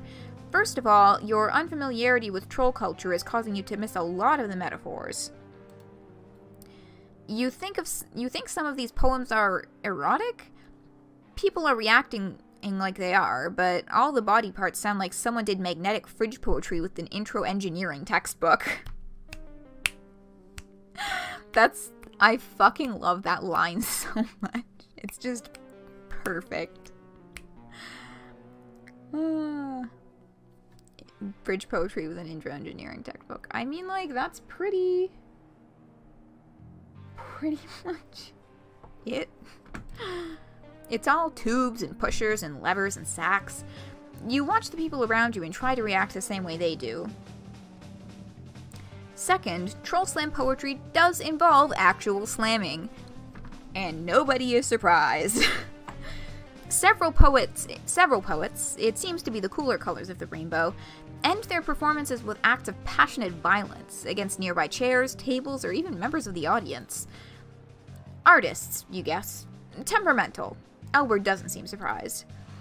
One troll with a dark purple symbol breaks the mic stand in half over her knee. Elwurd sits up a little straighter, popping the collar of her jacket a touch higher and adjusting her hair. God, I'd die if she looked at me that way, LMAO. I wish I was that mic stand. I've never had a girl that mean. I always go for the good girl spades, thinking I can change them. Like it'll be different with me, you know? If her hate is true enough. It's a bad habit. Nice trolls don't change. That's some advice for you, kid. I fucking knew it. I fucking knew when we would get to that line where she was like, God, I wish that were me. That fucking all y'all in chat would be like, same, and you fucking were. Oh my god. Ah.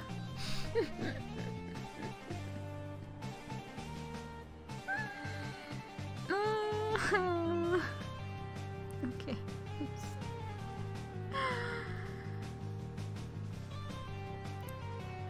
You don't know how to respond to this, so you just nod wisely.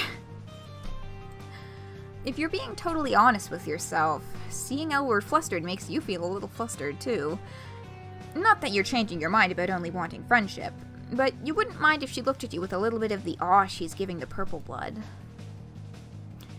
Finally, it's your turn to perform. You got so into the show you forgot you were actually going to do this. Now, walking up to the front, you wish you could forget again. You clear your throat. Silence. Then, a flash of inspiration hits. You had trouble understanding the troll poems because of the socio-cultural differences, so maybe if you load your piece with references to your own world, they'll just assume it's good. You start listing body parts you have. Knees, spleen, shoulders. You toss in a few celebrity names. Steve Jobs, Rita Moreno.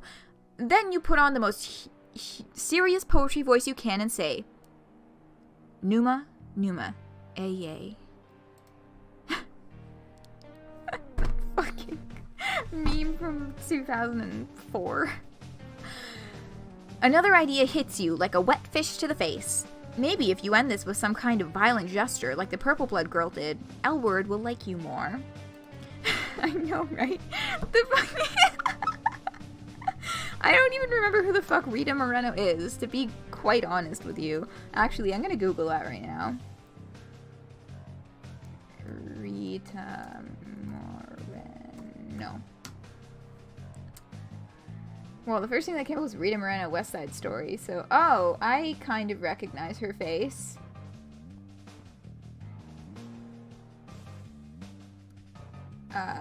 Yes. So that's a thing.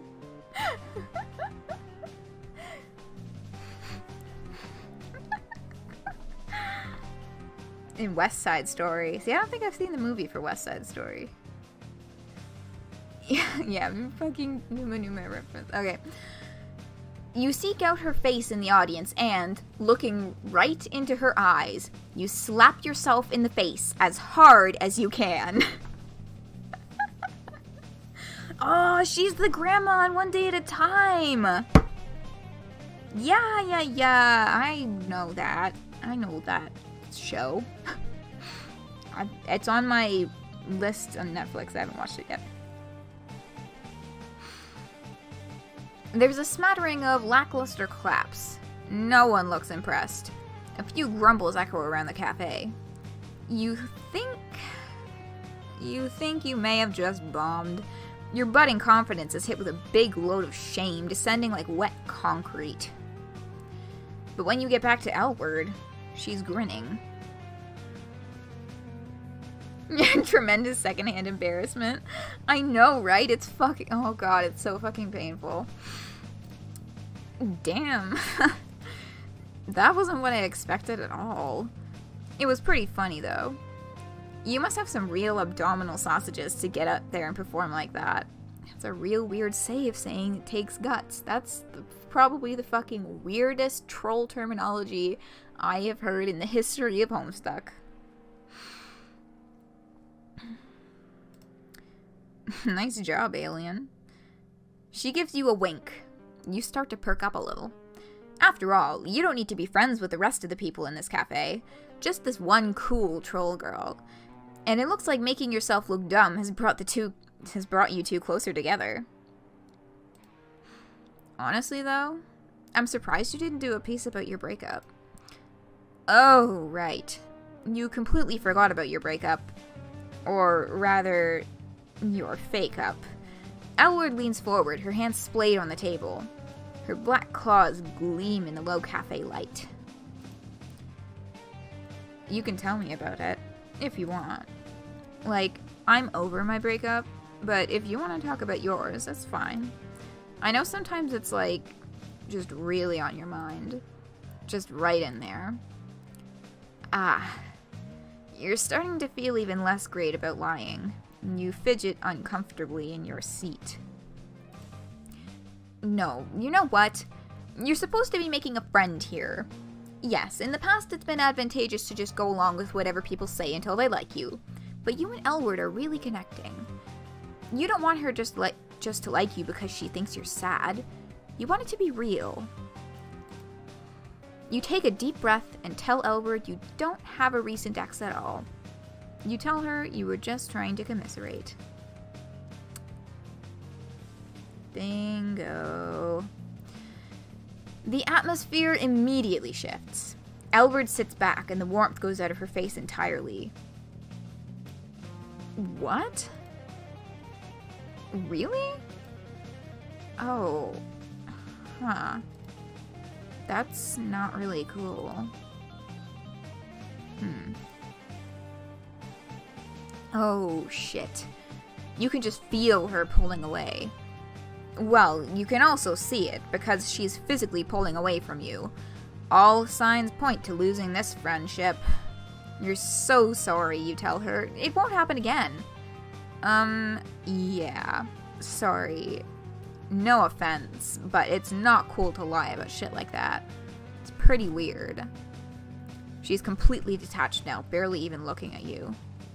It was nice to meet you, but it's probably best if you just go. See you in space, movies boy. Fucking see you in space, cowboy. God damn it. That just... Wait a second. That just fucking...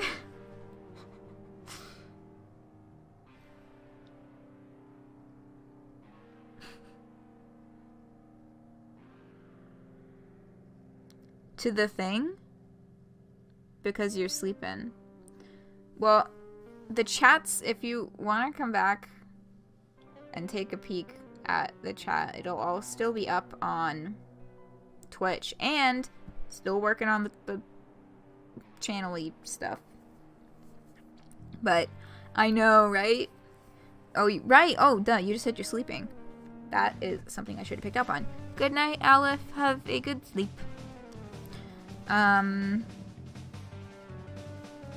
Yeah, because I got to balance a bunch of different things right now. But it will all still be present and online. I promise.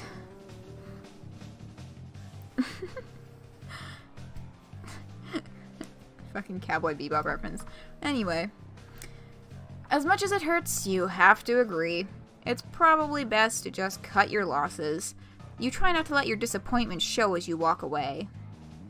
Game over, you shitheel. And that is that ending. One thing that I found interesting that's come up in discussion is just how much the whole, like, all blood casts, like, poetry night thing kind of spits in the face of Alternian society a little, like, pretty heavily. So, I don't know, maybe it's like an underground place for, you know, specifically revolutionaries or something, but I don't know. Very bad end, I know. That's because lying is always a bad idea. Every time. Okay. So, let's just chill the fuck out and just say, faked it. You say that could be cool. You say it super casually, like you pretend to be in relationships with aliens every day of your life. Elwurd grins, clearly pleased. You're sure this was the right choice. Then again, you've thought that before only to end up in terrifying, painful situations. But you're pretty confident this time it'll be fine. That's great. Thanks for doing me a solid. I'll owe you one. She shoots you finger guns and winks. That's so fucking gay! God! That's such a fucking... That's... Finger guns are... gay culture. Inarguably. God damn.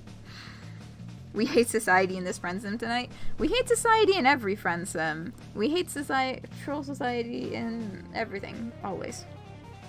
But... finger guns are so fucking gay culture. God damn, I literally fucking yelled the first time I was playing and she did this. I was like, oh my god, that's so gay. Whoever wrote this knew what the fuck they were talking about. Okay. So we are in her place. And now these are the things that I am still searching for translations for. Which is the two posters and the one, I guess, CD case that she has. Also loving the gay vibes off of that Jade Blood poster. I know the poster, I know. Okay, let me just see if I can Google and find some translations for this really quickly.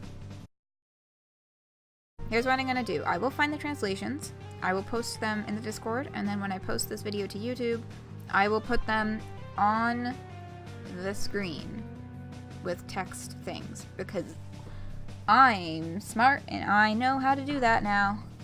I know how to edit videos. Okay, anyway. Let us continue then. Okay, I'll get the translations out at another time. In what is now a deeply familiar story beat, Elwurd takes you back to her hive. It's pretty messy. You can understand why her ex would have a hard time finding something she left here.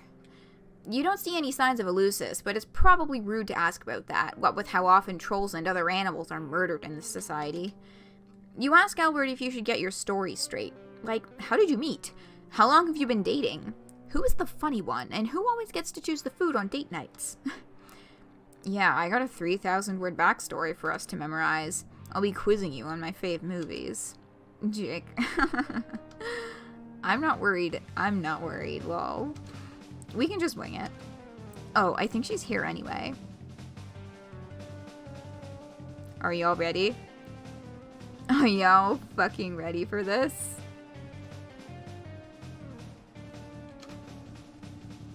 Sure enough, you hear a crisp knock on the door. Elwurd leans against the nearest wall and crosses her arms over her chest, looking bored. Come on in, girl.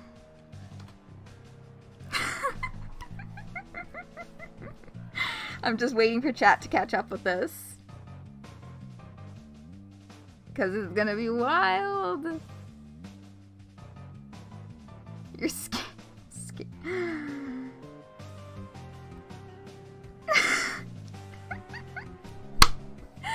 There it is! There, yep. There it goes. Yep. There she is. It is Bronya. I know! I flipped my fucking shit when Bronya walked in. I thought that it definitely wouldn't be Bronya because Bronya's a troll we've already met. I thought maybe it was gonna be like Ursama, or no, Ursama's the last name of one of them. I thought it was gonna be like Wanshi or... oh, fuck, I forget the names of most of them. But like, yeah, her ex is none other than Bronya. Okay, moving forward. Another troll enters the hive. Hey, wait a second. You know this one. This troll is already your friend. This troll is already your friend. That might be a good thing, but it might also ruin your chances with the friend you're currently chasing. But maintaining your existing friendships is important too. You're going to have to find a way to balance this. She doesn't seem to have noticed you yet. Hello, Elwurd. We can make this the last time we have to see each other. If you would just hand over my favorite sweater. I don't have it. I don't know how many times I gotta tell you. It's very simple. 1. I was wearing it over here when we broke up. 2. I keep careful track of all my belongings. 3. You think it's funny to antagonize me. All signs point to you having it. I don't want to fight again. Isn't it nicer if we collaborate? Who's fighting? I don't even remember what your sweater looks like. I don't really think about it. Or you. At all. Ever. Emotional dishonesty is a barrier to helpful communication. Ugh. I'm not one of your little jades who have to listen to this crap. Okay, whatever. I'm not gonna get dragged back into this. You're interrupting my date, Bronya. More like boring ya. Oh. I'm actually trying to hang out with someone who's not you right now. A real cutie. Oh, man. Oh, no. Elwurd makes a lazy gesture at you, as if to indicate that pointing you out to Bronya is barely holding her interest. You look at Bronya and try to smile. You lift your hand in a tentative wave. Hi? You say. Bronya is taken aback. She looks back and forth between you and Elwurd a couple times, trying to make sense of the situation. You and Elwurd? Well, this is a surprise. I didn't know you were looking for a romantic connection. I could have introduced you to some of my jades. Not that I mind that you're with Elwurd. I wish only the best for her in all that she does. Elwurd rolls her eyes theatrically. Then she looks back at you. You two know each other? She doesn't look happy about it. You remember that the reason she wanted to fake date with you in the first place was to hold your cool alien status over her ex's head. Bronya, already knowing you, has undoubtedly taken some wind out of her sails. You have to do something to turn this around. You don't want to be rude to Bronya, but surely just hyping Elwurd is safe. You tell Bronya thanks for the offer, but you're happy with the choices you've made. She looks a little hurt, but quickly rebounds. Of course. I wouldn't tell you how to conduct your personal life. I'm really just here for my sweater. Can you get it, please, Elwurd? Nah, lol. You just lost it. Stop making excuses to come over here. This is getting pretty personal. You try to make yourself as unobtrusive as possible, pulling the collars of your, well, Tagora's robe up to hide your face. Someone might accuse you of manufacturing reasons for me to keep coming over. Ayo, going right for the fucking throat. Oh my god, I'm loving Bronya through this and whole thing so fucking much. By not giving it back. LOL. Okay, whatever. I'll just let you know if it turns up, alright? Not alright. 1. You've said that before and you've never followed through. 2. You never contact me first. 3. You're obviously not motivated to find it. I want to settle this once and for all. It's time to resolve our conflict. Jeez. I didn't steal your fucking sweater. Look, I want to resolve this too. But now just isn't a good time. Can't you just let me have some time with my new pal here? It does seem like a reasonable request. This may take longer than I would have liked. I suppose I could leave it alone for now, but you can't just keep avoiding me forever. Not just about the sweater. Ayo. I'm not doing that. Ugh, didn't you get enough of talking about our feelings when we were actually together? Why do we have to talk about them now? Let's talk about it later then. I'd rather leave my friend here out of it anyway.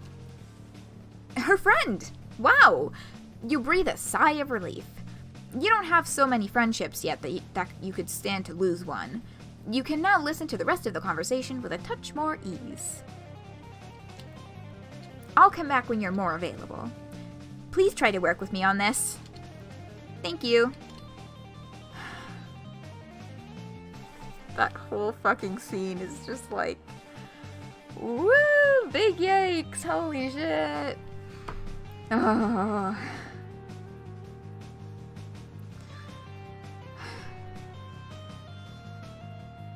But it also re-solidified my love and adoration for Bronya.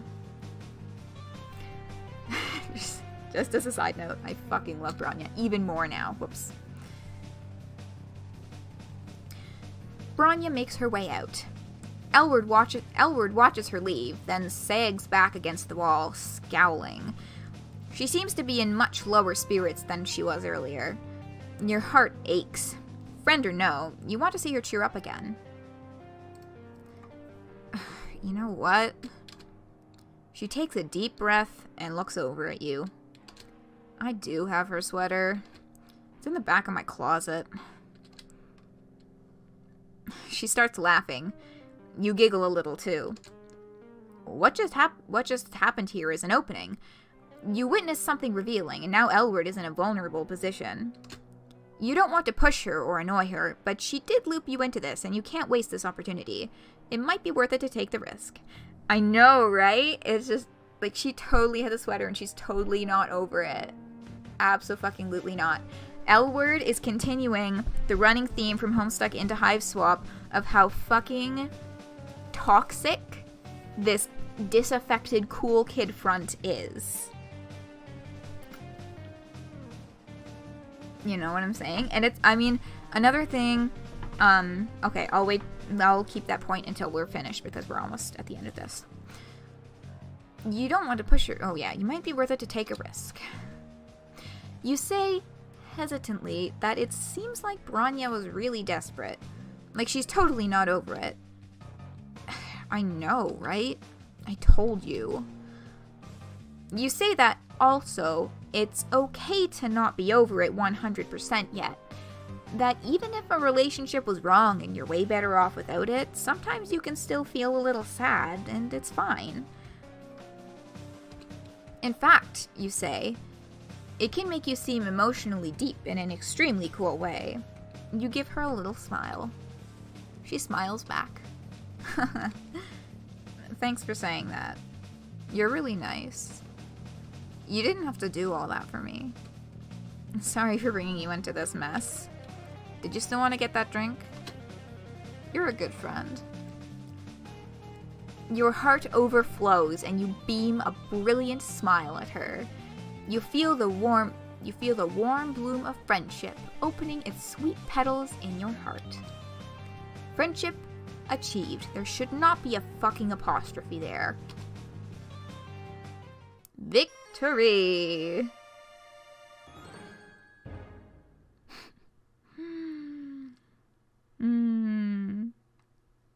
Yeah, learn for Dave Strider and leave the mask behind it. Embrace her feelings. Exactly. Anyway, victory! And that is the end of Elwurd's route. Now, I did not forget to look at the fucking credits. So, yes, we have Andrew Hesse as the director for all volumes as usual. Producers, Ash Paulson, Cindy Dominguez, and Julian Dominguez, volume 2 onward. Yeah. Writers. So, Aisha Yufera, Folykl and Kuprum, and Elwurd was written by Magdalena Clark, who also did Vicaire. So that is cool. Character artists. Amber Craig did both the art and the coloring for this volume. Oh, and volume 5, just because we forgot to look after volume 5. Yeah, Zebra and Polypa were C.L. Kyle, Zebra, and then Aisha Yufera again with Polypa. Yes, volume 5, character art and coloring was by Adrian Garcia.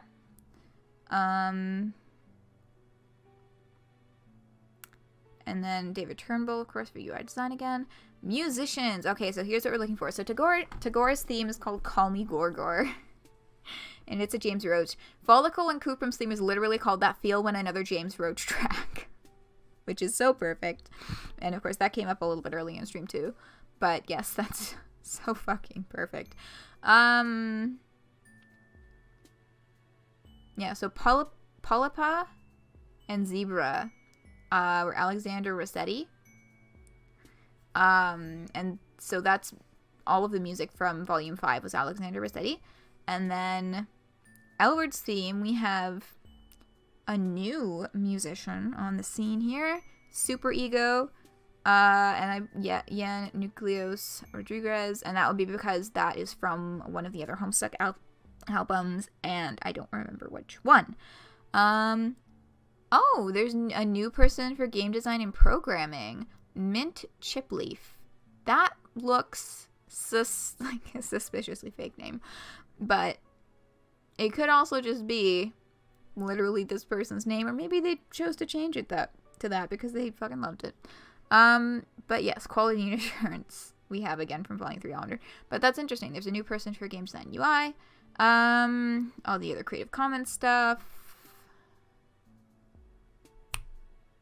Cool. Colors and Mayhem Universe B. All right. Yes, that does sound right. I believe that's Skyless theme Dapper Dueling also came from Colors and Mayhem Universe B. Okay, so that is the credits exploration overdone with. Elwurd. One final note on Elwurd and lesbians. She is totally playing off of such a fucking lesbian stereotype that specifically only appears in gay media. Anything that is like a lesbian and something that's meant to be aimed at straight people, it's a whole other set of stereotypes. But lesbian media has its whole other thing. And she is totally playing off of the L word, Shane McCutcheon stereotype of like, you know, being disaffected and like not dealing with breakups well and like, I don't know. Shane is the first one that comes to mind, just the L word characters, but I guess she probably might mesh better as like a combination of those characters, but she's definitely playing into that stereotype. Like, she's not exactly a Shane because, you know, she was just in a long-term relationship, and Shane only has like one through that whole thing. I haven't watched the L Word since I was 15, okay? Oh, I'm so glad that baby gays have better media to watch now, because the L Word was a fucking disaster. That's a whole other conversation, though. But, like, yeah, okay. Yeah, I'm just really glad that baby gays have way better stuff to watch now.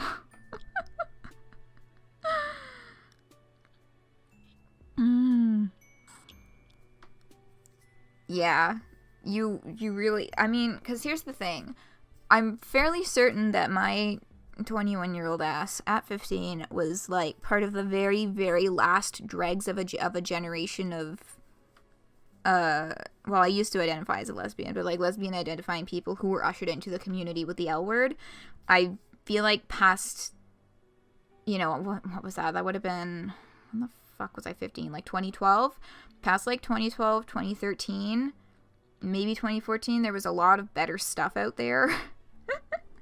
And the L word has just become, like, it's still, like, a cultural staple because it was, you know, a very big part of the lesbian community, especially when it was actually being televised. But even past that, it was, like, the lesbian thing, right? But yeah, I'm really glad that it's not... really glad it's not like a staple of the lesbian community anymore, because it's so fucking bad.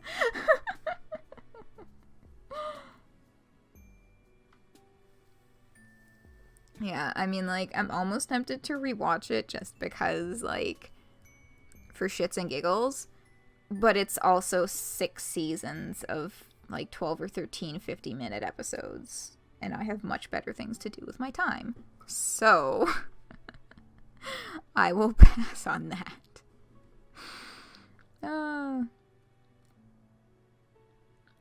Yes. Garnet and Sapphire and Ruby, Steven Universe. Steven Bomb next week. It's happening. The fallout from a single pale rose. I won't spoil it because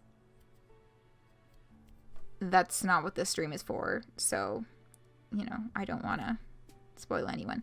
But yes, I'm so fucking excited for the new episodes.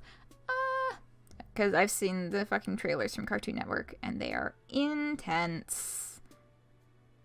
Oh, true. Your cousins. Good shit.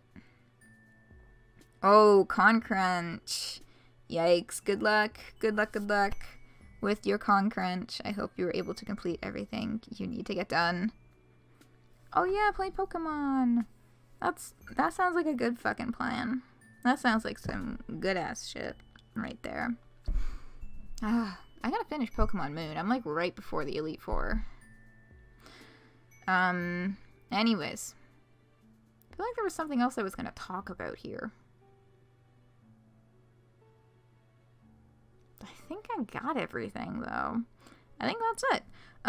This weekend is gonna be a regular Friday, Saturday weekend for Homestuck streams. We left off, where the fuck did we leave off? Oh, fuck, true. Terrazy, oh god. Carcat and Dave's intervention with Terrazy, they just found out that she got her fucking vision back.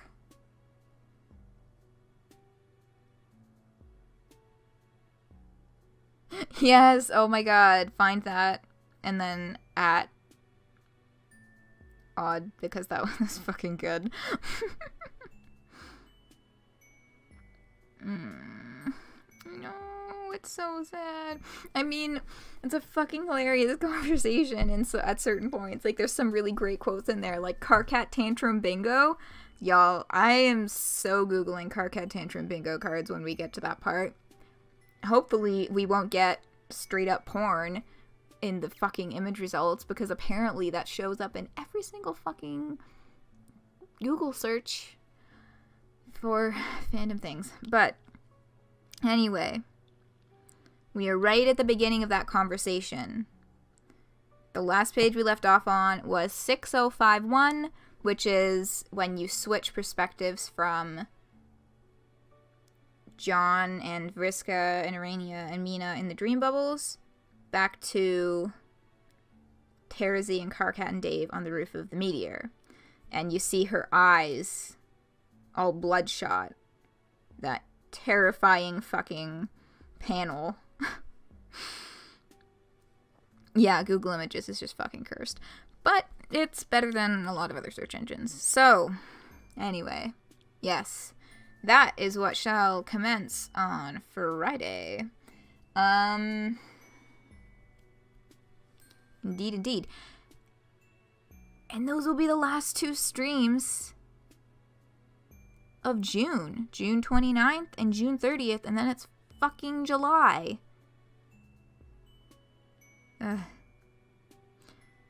Did I tag it with anything? I think I said... I think I said don't call me out like this or something like that.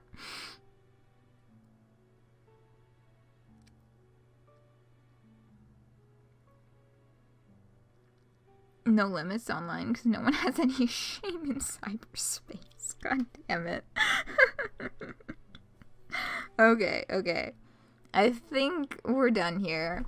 This has been another half-hour overtime stream. Thank you all for joining me on yet another wonderful Friendsim journey. Next week's, the first bonus stream of July, the bonus stream will be Undertale again. I still need to get in and do more practice. I should do that maybe now. Maybe later. Anyway, I will actually try and get some fucking practice in before stream. The next bonus stream for Undertale, though. Alrighty. So, fingers crossed, I will be seeing you all on Friday evening for Homestuck. Have a lovely, lovely rest of your evening, whatever you... What the fuck? Are y'all seeing this? Y'all are seeing this, right? All of a sudden it's Elwurd?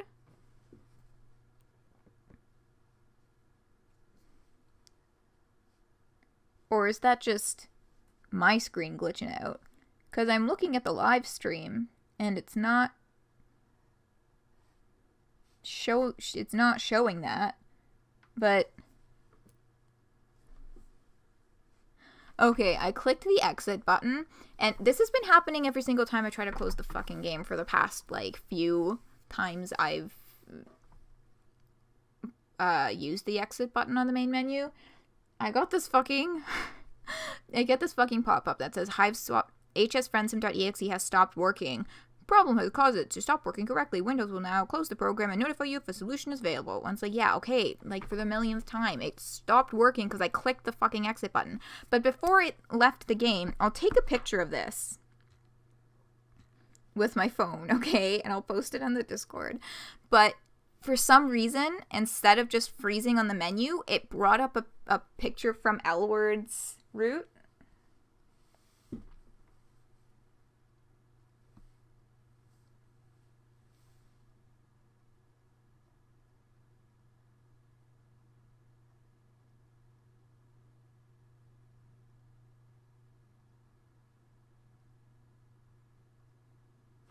I don't know why. I just took a bunch of pictures of it, and I'll send it later. But, yeah, that's that, I guess. Alright, pals. Thank you for joining me. I hope you've had as much fun listening as I had reading along. And fingers crossed, I will be seeing you on Friday. Good night.